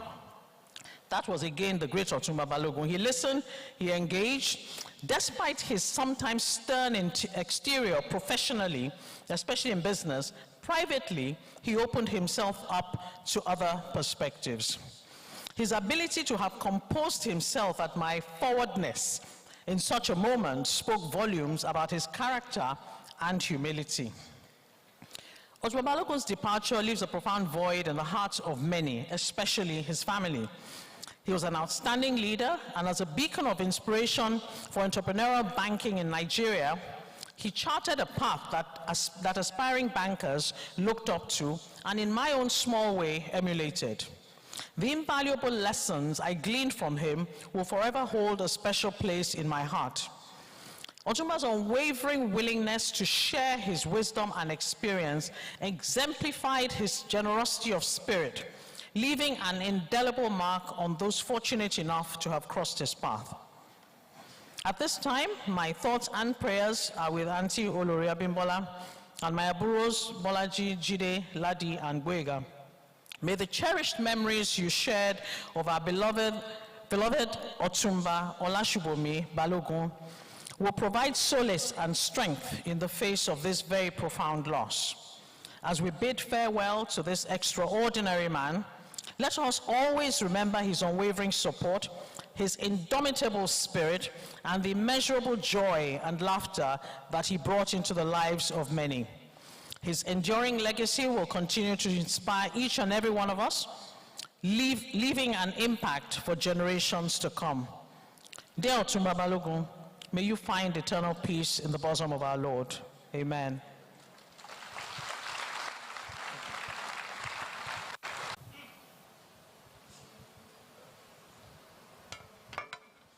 I thought of winging it and just speaking off the cuff, but when I saw the crowd, I thought I better put my notes down on an iPad. So I'd like to talk a little bit about my dad, but first let me stand on existing protocols. And I call this my dad a man of purpose and intention. I stand before you today representing two camps, that of a member of my father's nuclear family and that of a serving member of his professional family at FCMB Group. Watching him in action at close quarters in these camps is indeed the best school that I attended for living a life of purpose. He carried many titles: Group Chairman, Grandmaster, Otumba, the Ashiwaju of Ijebu Christians, the Olori Omoba Akile Ijebu. There are other Olori Omobas, but then there is the Olori Omoba. If you know, you know. To us, he was just daddy. except when Gbega got in trouble when he was sat. He was a maverick, a trailblazer, outspoken, courageous, but incredibly kind and devoted to his God. Consequently, he was extremely blessed. He did things his way, living unapologetically and with unambiguous intention. So let's talk about intention. And let me start with his annual ritual, writing down his goals at the beginning of every year. These goals would form his prayer points. Every day, he knelt down with Mommy to pray until their last prayer together on Sunday, the 14th of May, when he was suddenly rushed to hospital. And he was intentional about his faith. He was born a Muslim, yet he had the presence of mind at the tender age of 15 to choose how he wanted to worship his God and would convert to Christianity. But he was always an advocate for the Muslim faith, endowing scholarships at Muslim colleges, even though he was a devout Christian. His bright, precocious mind, coupled with a relatively early start in education, meant that he would become a classics and literature teacher at a young age. I was told by one of my uncles just a couple of days ago that many of his early childhood seniors in Ijebu, whom he would teach, protested to being taught by someone younger than them, and knowing my father, probably quite outspoken about his educational accomplishments. In the end, they yielded, and no doubt they were enriched by his teaching. He would intentionally seek out a scholarship to the London School of Economics to pursue undergraduate studies, and there began his love for the United Kingdom as a third home, and ultimately the place in which he would breathe his last. He was intentional about his career, pursuing openings and opportunities when they arose, be it his job at the Nigerian Industrial Development Bank, now Bank of Industry, or his pivot into stockbroking and investment banking, or the establishment of CSL and FCMB. He was intentional about his love for the health and welfare of children, building 3 childcare and maternal health facilities in Ogun and Oyo State, including the National Pediatric Center. Thousands of young lives have been saved by the fact that his facilities would be the only ones equipped with oxygen, incubators, and 24/7 generators in their local facilities, in their localities, sorry. He was also intentional about the kind of family he wanted to raise. Before he had many grandchildren, and he has a lot, he would build homes large enough to accommodate 16 of them on one dining table. Some would call it excessive. He saw it as an investment in family values. He was intentional about his selection of a life partner and was totally devoted. From day one, he would call her his Uluri, and they became inseparable. When faced with challenges, it's now clear why he would fight. He refused to live by default and just let life happen. With his God and his faith as his armor, and his life's vision and values as his guide, he knew which battles were worth fighting, and invariably he would prevail. I would love to have told the stories of some of the corporate battles that I was privileged to fight with him, never against him, thank God, that took us from a fledgling bank with 2 billion in capital at the time of his retiring to a group today with over 300 billion naira in capital. But the 5 minutes allotted would not do it justice. His values and his tutelage have inspired many generations of leaders, some of whom you met today, and predominantly in the final services. From the banks that are still standing, that emerged from the trail that he blazed in the 80s and 90s and 2000s, to a crop of current, highly principled chief executives that worked in institutions that he established, which today include 7 current bank CEOs, the CEO of the largest retail payments company in Nigeria, the current CEO of the Nigerian Stock Exchange, NGX, the current CEO of FMDQ, the current CBN acting governor, and of course, the CEO of the leading investment banking and institutional asset management firm in Nigeria, Chapel Hill Denham. All these people today grew up under the tutelage of my dear father. As his biological children, to say that we are proud of what our father accomplished is an understatement. I know I speak for each one of us that his passing to glory has added fuel to the fire inside us, to make him proud and to protect all that he holds dear. Most importantly, his dear wife, our mother, his sister, his name, and his legacy.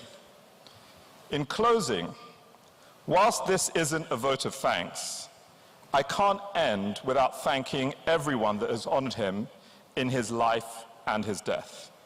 The staff of FCMB Group and the alumni who have been simply incredible. Nigerians as a whole have been incredible. His legacy lives on, not just in his family, but in each and every one of us, as we must celebrate and bring meaning to his eternal life by all living intentionally and purposefully as he did. So, if you see me cry over the next few days, you might want to offer condolence and say, well, but also feel free to say congratulations, which, as mine, are not tears of sorrow. They are tears of overwhelming gratitude to God for the blessing of his life and the opportunity to be the son of this spectacular, intentional, purposeful legend that is Otumba Michael Olashibomi Olayiwola Oladimeji Olaonipekun Balogun. God bless you all.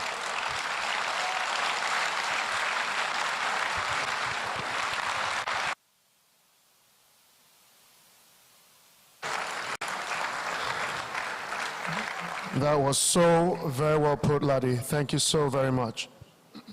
Thank you, thank you, thank you.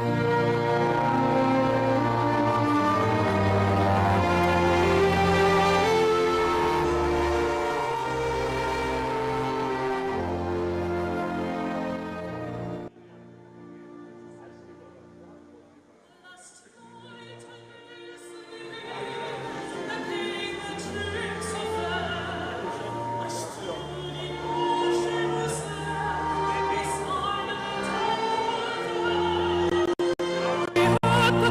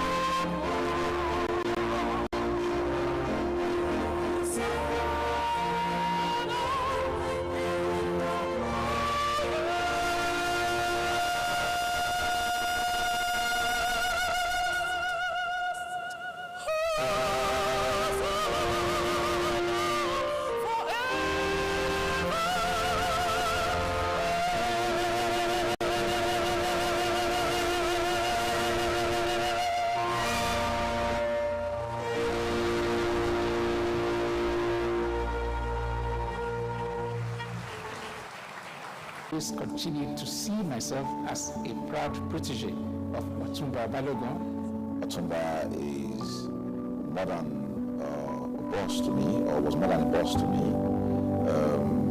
We had a father-son relationship.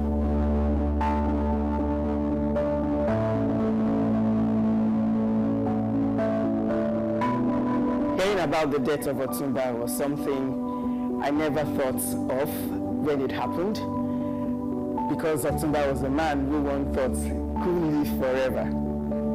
But I have many, many stories and many memorable occasions and things to talk about Otumba. I remember Otumba's emphasis on culture of excellence, on the vision, and the vision with the mission. Otumba is an impeccable man, an excellent man, professional to the core, bold, courageous, resilient. He has knowledge about everything.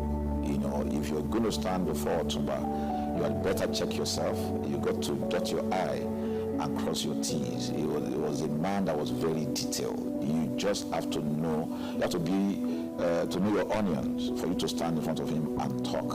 My first day at work was his birthday, and virtually the whole bank went to Ijebu for the birthday. And when he came back, he invited me as usual with his practice of first-timers for a chat. And he told me that you joined the bank on my birthday. Therefore, I believe God has given me a daughter that I did not have. And that proved to be true, because throughout the years I worked with him, he treated me like a daughter.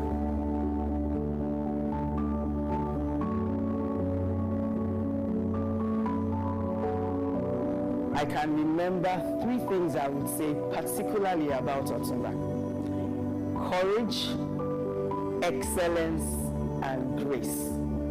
And I'm sure we all agree about the courage. Otumba was one person who would never take no for an answer. He was a perfectionist. He was one man who believed things had to be done and done right. My very first experience, I walked into his office, and after I had resumed, and he said to me, "Can I advise you, young man?" I said, "Yes, sir."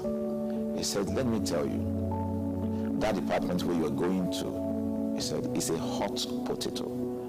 Don't go there and burn your fingers." And that for me was almost like a wall on a marble. So I wrote it down and I never forgot it. Working with Baba was very exciting, in the sense that it could be challenging at times, tension-packed. But at the same time, there's the humorous side of him, which plays out in all challenges that we faced. Otumba had a way of thinking strategically, because apparently he brought me in to fill an unusual role, and he had a plan for me from the beginning.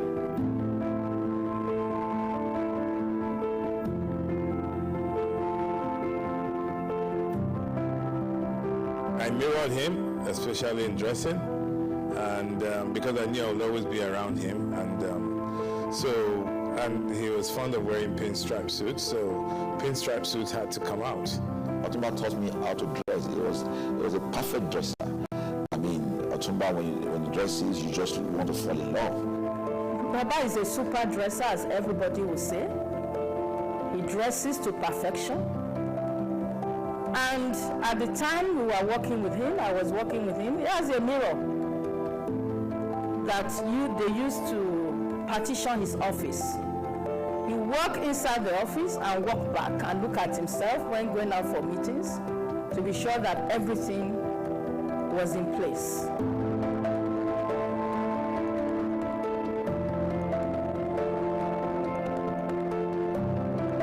I remember one particular incident, especially when I was about to leave FCMB. And I went to tell him that, Baba, it's time for me to move on after close to 15 years of working in FCMB. And he looked at me and thought, and said, are these people able to offer you what I can offer you? And I went through my journey, went through my experience. And I guess when I said to him that I wanted to be a CEO like him, he had to accept it.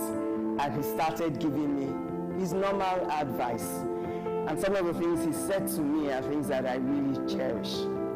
When I was at the bank, not only did he encourage us, he encouraged my department, where we were sending a lot of people overseas for training. My department became the envy of the bank because a lot of my people were being recommended to be trained in Citibank, New York, in different locations around the world. A lot of lessons that I learned from him, and is helping me in my business now. A lot of professionalism went into his molding the business. And in actual fact, you either believe in his vision or you do not, in which case you have to give way. He's a very passionate man, passionate about his business, passionate about his outlook, passionate about ethics. He always believed that he was a special person, and therefore he deliberately set about to do things that would entrench that specialness.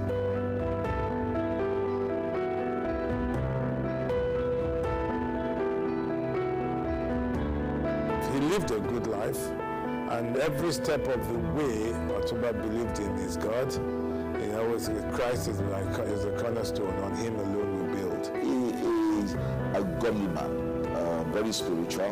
Otumba loves to pray, and if there was something that brought us also very close, it was prayer. It's just been an amazing time working with him, knowing him, and learning from him over these years. So I missed the camaraderie that we had in the bank here. I missed interaction with Otumba and the rest of the group here. One final anecdote about Otumba, which many people may not realize. He always wanted to stand apart from the crowd, and he was not shy about it. Banking definitely can never forget Otumba Balogun. His footprints are scattered everywhere in the banking industry, and we just want to celebrate him for the gift that we had and the time that we spent even just journeying through life with Otumba.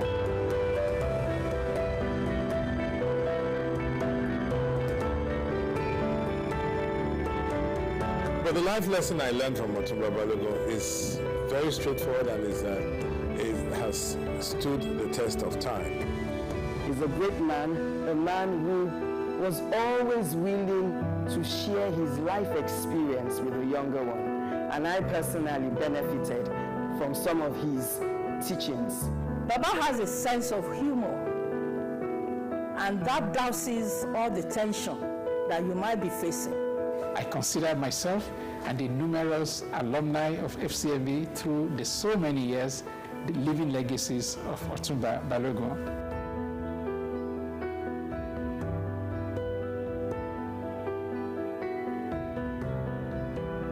He had that human touch which was very, very different. You could walk into his office, you could discuss issues with him. He actually had a lot of compassion, and I know I wouldn't be where I am today, or even the roof I have over my head where I stay, was by the gracious acts that he did. He was a pioneer. He opened the way for a lot of the other bankers who came in, and often that is not appreciated. Sleep well, my uncle. Adios. He's gone to rest, but the legacies he left behind will forever be with us and also permeate those that are coming behind. I want to pray to the Lord to grant repose to his ebullient soul. God rest his soul. To Olori and the children, be strong and be in faith. Otumba lived a very good life, and his legacy will live on forever by his grace. We give thanks to God for the life that he has lived. He left a legacy behind, and my prayer is that this legacy will be to the end, and those that he has left behind, they will have the grace to continue to move forward and to complete the work that he has done. We will remember him, we will fondly remember for all that he lived for.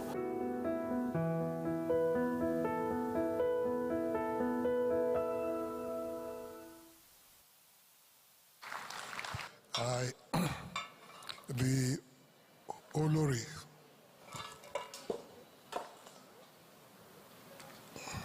I will also start by retaliating by calling Bolaji, Jide, Ladi, and Gweka my aburos. Aburo, how are you?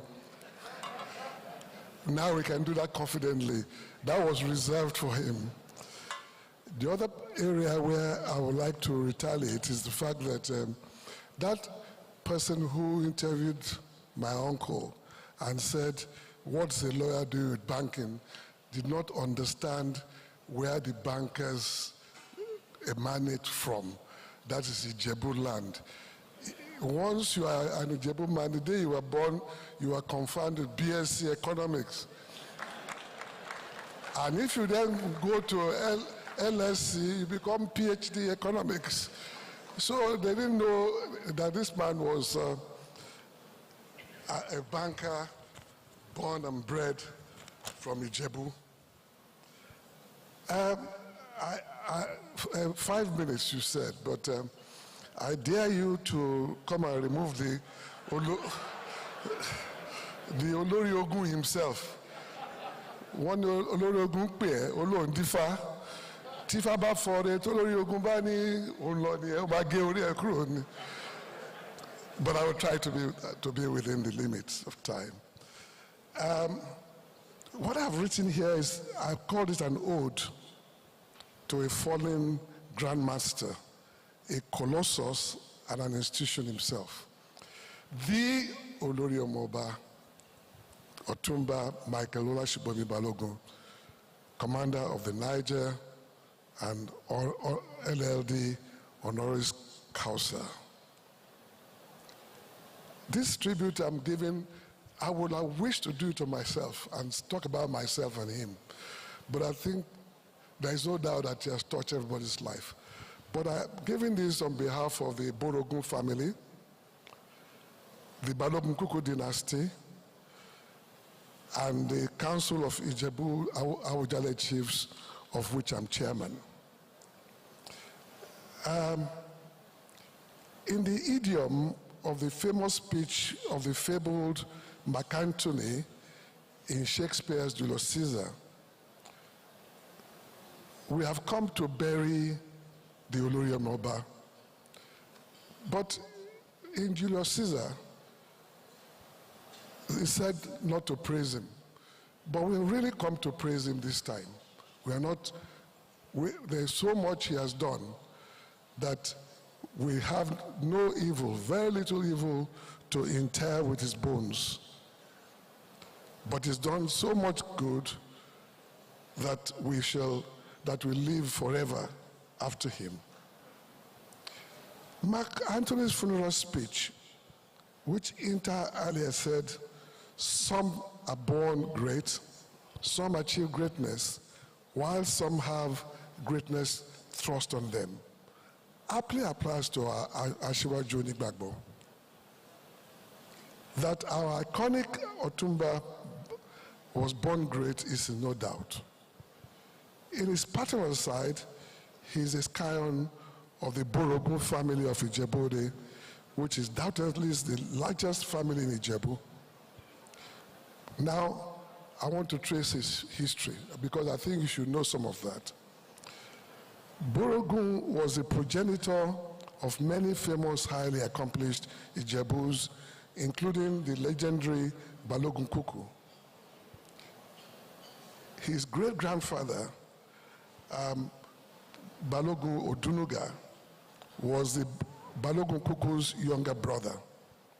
This explains why we all share the same appellation, which was said in that video, Omoborogun la Shesho, Shiwo Shiwo, Lanshowo, Omo Afaranpojo, Adele Teji.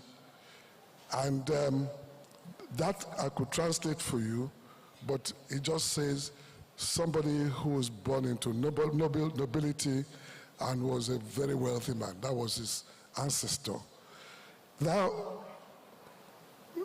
one of the things we have to say is this, that Afaranpojo is very interesting because an umbrella is usually made with cloth or some cheap but very resilient material.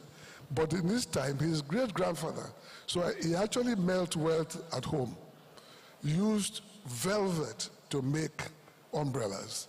So he was born into such wealth and nobility.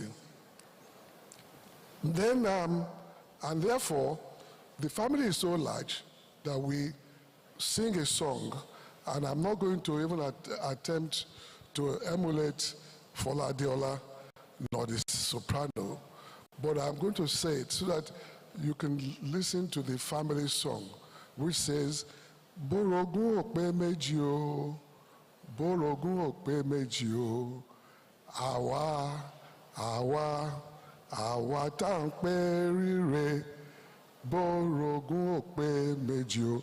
And Borogun family, actually, if you divide Ijebu into 3 parts, 2 parts belong to the Borogun family. So this is where we all come together. On his mother's side, his mother was the granddaughter of Oba Aboketunwase, who reigned at the beginning of the colonial rule of the Ijebus and was a contemporary of my own ancestor, Balogun Kuku, who was then the generalissimo of the Ijebu military, which conquered land, sea, and air. You wonder how can we conquer land, sea, and air? Ijebus have been making missiles long before. You see, we have made banking, we have also been making missiles. So all those missiles like the one that Dia sent to Abacha, which curved, were Ijebu missiles. And my great-grandfather was the generalissimo who manufactured them. That's why I warned you that if you come near me, I'll send you missiles. Anyway, so he was born great. And our legendary grandmaster did not rest on his oars. But after being born great, he achieved greatness. Some people are born great and that's all, but he achieved greatness. And the greatness were of colossal proportions, with many firsts in many fields. Many of them you've heard about: financial services, entrepreneurship, and so on. Along with these accomplishments, he created immense wealth, not only for himself, but for thousands of people. And after achieving colossal greatness, he then had greatness thrust on him. The Awujale of Ijebu land, who loved him dearly, and to whom he showed fierce, unrepentant, and unalloyed loyalty, conferred on him the title of the Olori Omoba. He was also exceedingly devoted to Almighty God, his Maker, which he demonstrated by exemplary good deeds and remarkable generosity to the church. He therefore became Ashwaju of Ijebu Christians and so on. He received several honorary degrees, some from the University of Ibadan and Olabisi Onabanjo University. He, of course, was entrusted with the award of CON. He was a veritable Ashwaju, was a devoted family man, and that would be an understatement. For his immediate family, he showed extreme devotion to his priceless jewel, Olori Abimbola. his pillar of strength and the love of his life, with whom he dazzled the world with what a blissful marriage would be. And not to talk about his many well-accomplished sons, he also, in many ways, endowed a lot of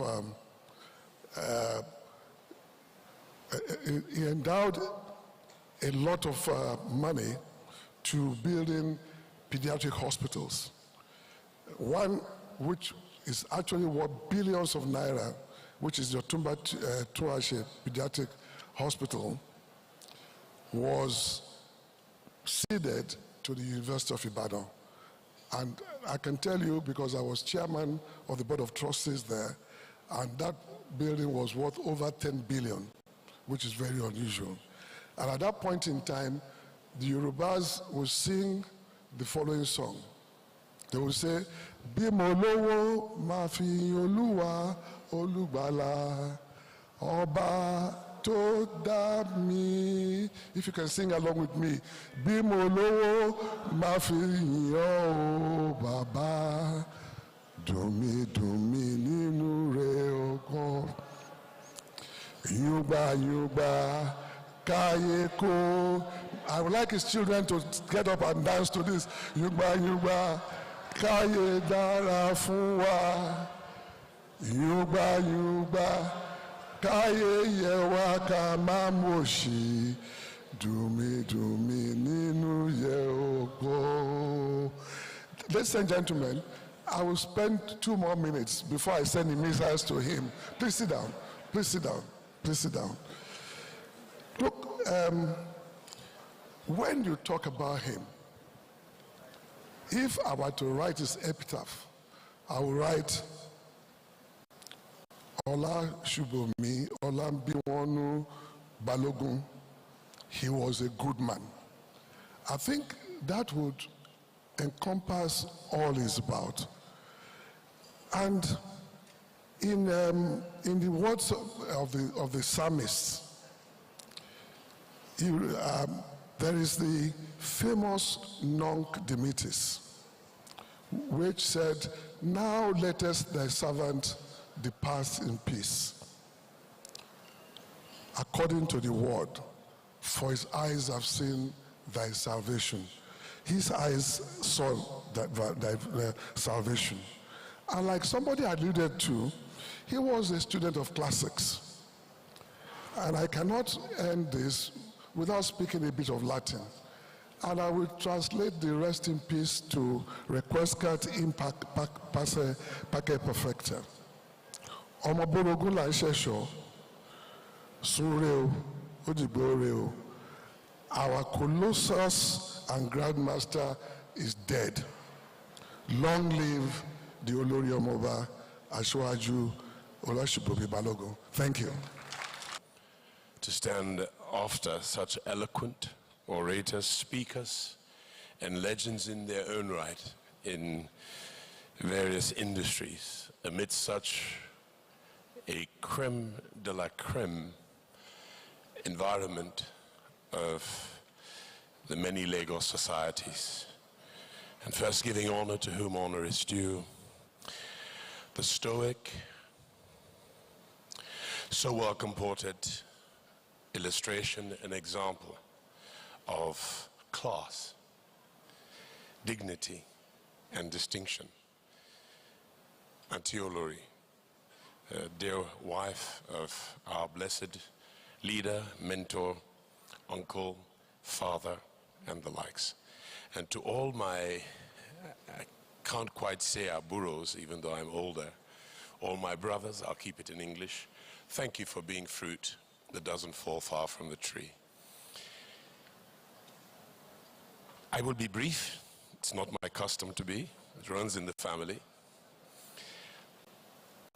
When I broke the news to other members of our extended family, a gentleman by the name of Jide Ogundikwe, the son of the late Brigadier General Ogundikwe, had sought the hand in marriage of one of my older sisters. And he was asked by my late father, who was Egbon, to Otuba to go to Pa Tuyo's house, known to us in the wider family as Baba de facto. And he went there to seek her hand in marriage.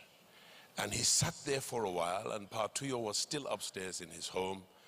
And a few minutes afterwards, Otumba walked in his flowing white agbada, as was customary, and Pa Tuyo came down.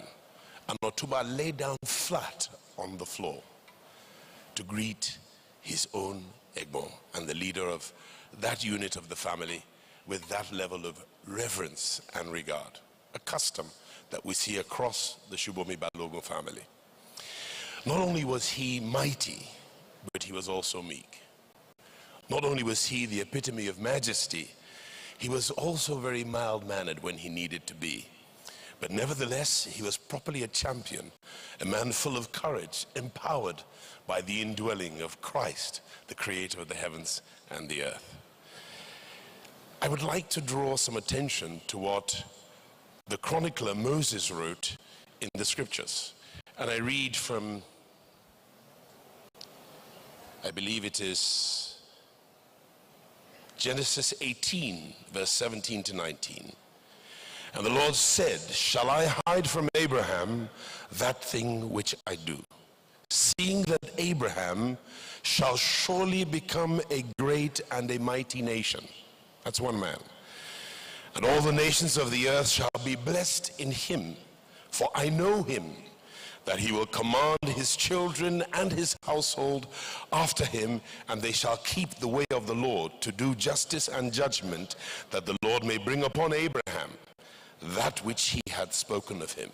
I believe the reason why my uncle enjoyed so much favor from the Almighty God beyond his merits was because he knew that the man had the ability to train and mentor and develop proteges across the many fields of his life, including his industry, which was banking, but also his family, where he built a strong sense of family values that extended beyond the center of the concentricity, so that throughout the concentric circles of his influence as a family man, he affected all of us very profoundly. So that if we were to turn up here on earth again 100 years from now, we would see a nation of people that were built by the values that he found and held so dear to his sense and purpose of life. His intentionality, his courage, his ability as a disruptor, a man who was far beyond excellence, that we would have to declare of him that he was an exceptionalist, where he stood out so profoundly amidst his generation and was far beyond his time, so that truly we can agree with many of the testaments here today that he was the father of modern banking. But I did not know him in that sphere because he was properly an Ijebu economist. Whilst I knew him to be a very wealthy man, and I once approached him to help me with building what was still an abstraction in my mind, the Rock Cathedral in Lekki Peninsula, he gave me very little compared to my estimate of the man, because I believe that he understood that the true value of your wealth is not born in another, but it is born within you. And he challenged me for many years to bring out the wealth that God had put on the inside of me.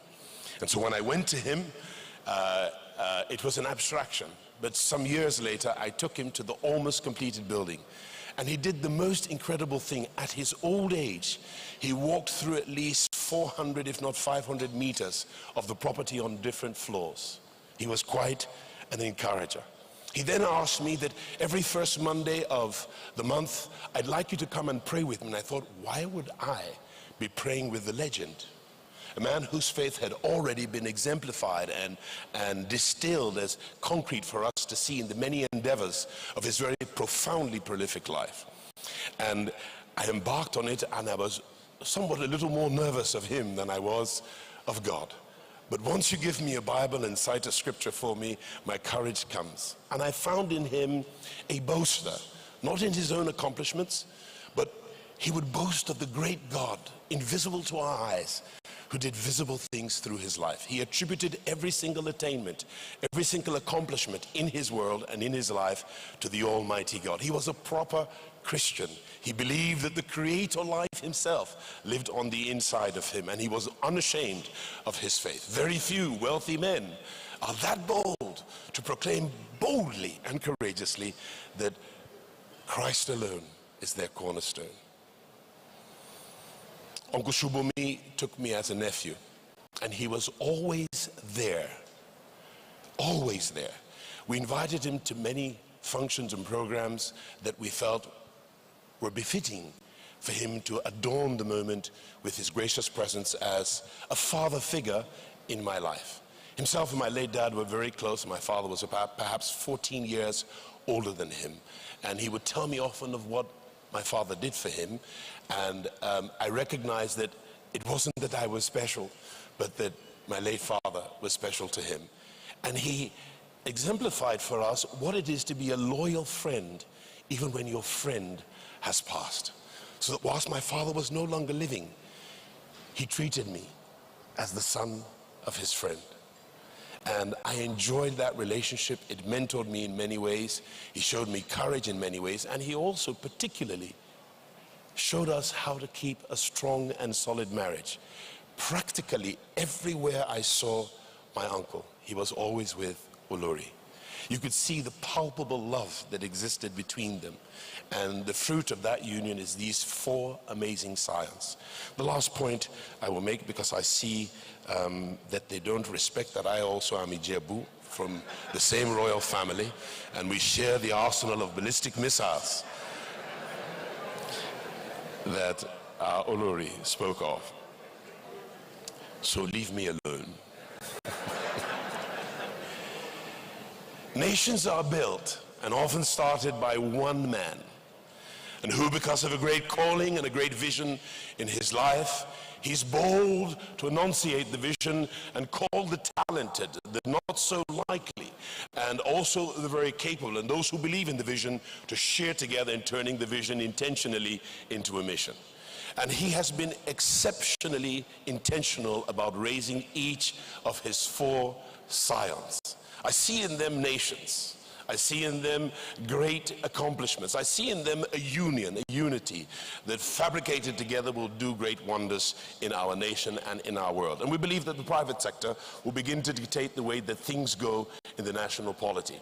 And finally, on that 18th day of, I believe it was May, in the morning at Charing Cross Hospital, I believe that as he was drawing near to his last breath, the enemy was nearby and seeking to snatch his spirit and his soul from his body. But he also came. I know that preceding him was the Lord's Christ and his angel. When he wanted to take his body, or rather take his soul, in that last moment, I believe the Lord's angel said, "Touch not my anointed, neither do my servant any harm." And instantaneously, my uncle's spirit and soul were lifted from his body. To be absent from the body is to be present with the Lord. For him to live was Christos. For him to die was immediate gain. And there he appeared before the city foursquare. And right there he saw the gushing glory of the Almighty God, the splendor of heaven, which he often distilled into the meticulous buildings and architecture that he fabricated across our country in the various buildings in his real estate portfolio. And he wondered, what did I do to deserve this? And he bowed down, if you would follow me in your sanctified imagination, to honor the grace of God, the mercy of God, the power of the finished work of Jesus Christ, which he so much hailed, and said, "Thank you for saving me from eternal damnation and repositing me here on the shore celestial of eternal bliss to live here forevermore." And he passed through the threshold of the city foursquare and met the saints triumphant, and a gentleman about this tall who wrote the 5 books of the Pentateuch approached him and said, "My name is Moses." And Otuba wanted to bow, and he said, "Nobody bows to another man or saint here. We bow only to the King of creation." And then he met David and Joshua. He met Hezekiah and Zedekiah. He met all the saints of old and the saints of the New Testament alike, and he was enthralled and thrilled and enjoying the moment. And he wanted to ask questions. What's going to happen to my Olori? What's going to happen to my sons? What's going to happen especially to my grandchildren? And he said, "Don't even worry about that. They've all been settled. Time forbids me, but the last thing I will say is this.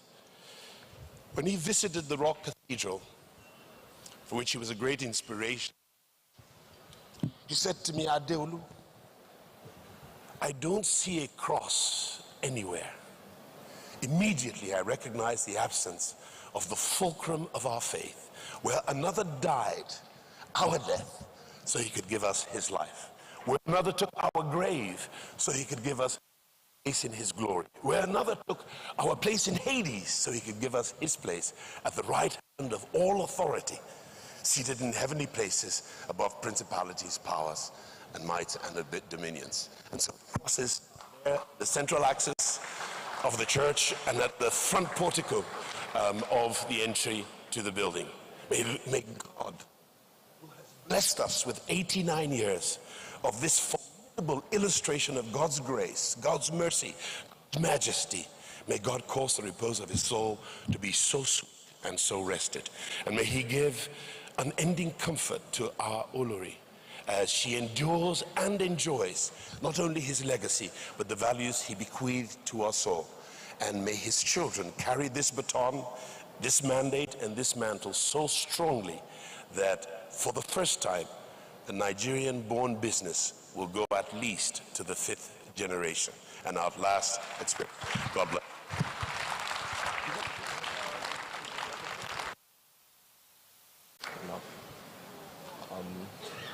Good evening.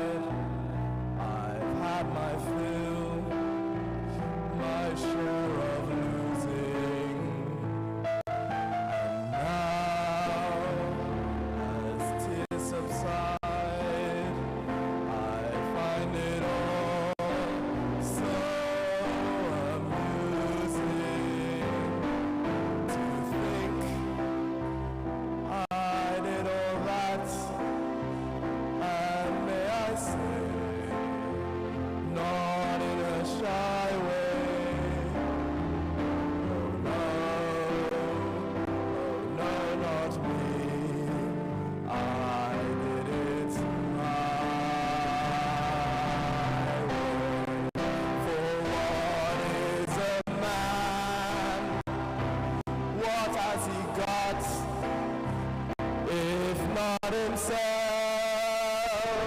then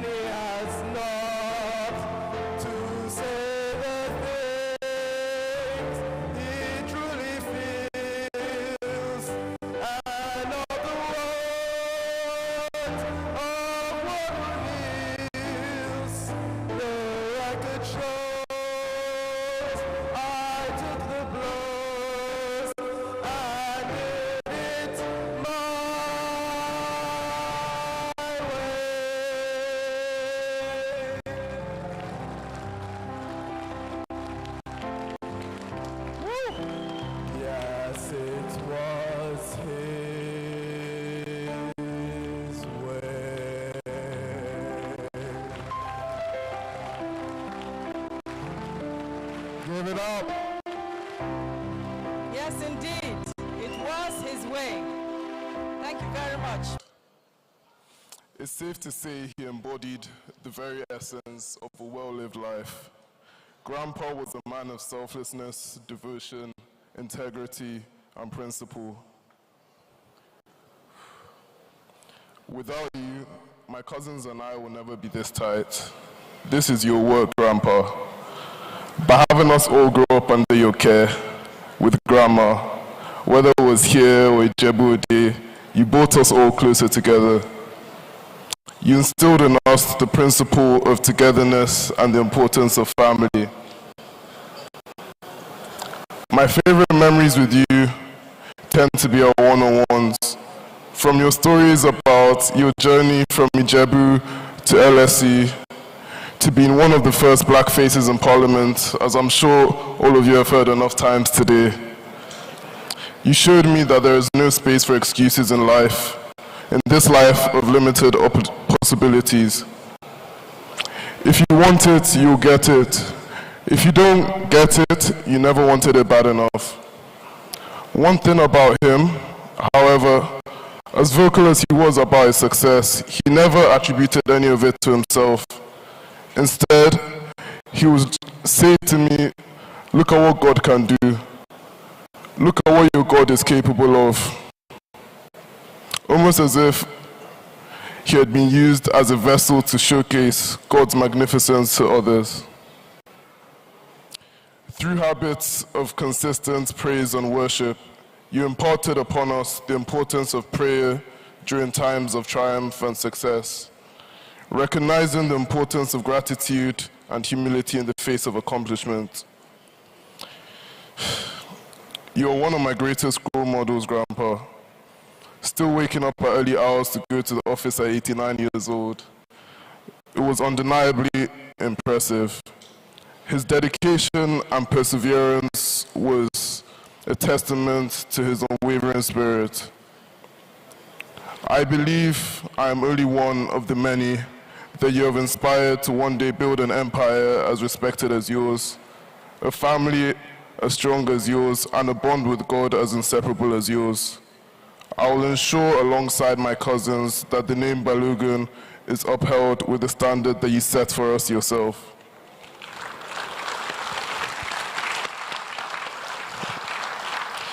He left a legacy behind, and that's all a human being can ever ask for.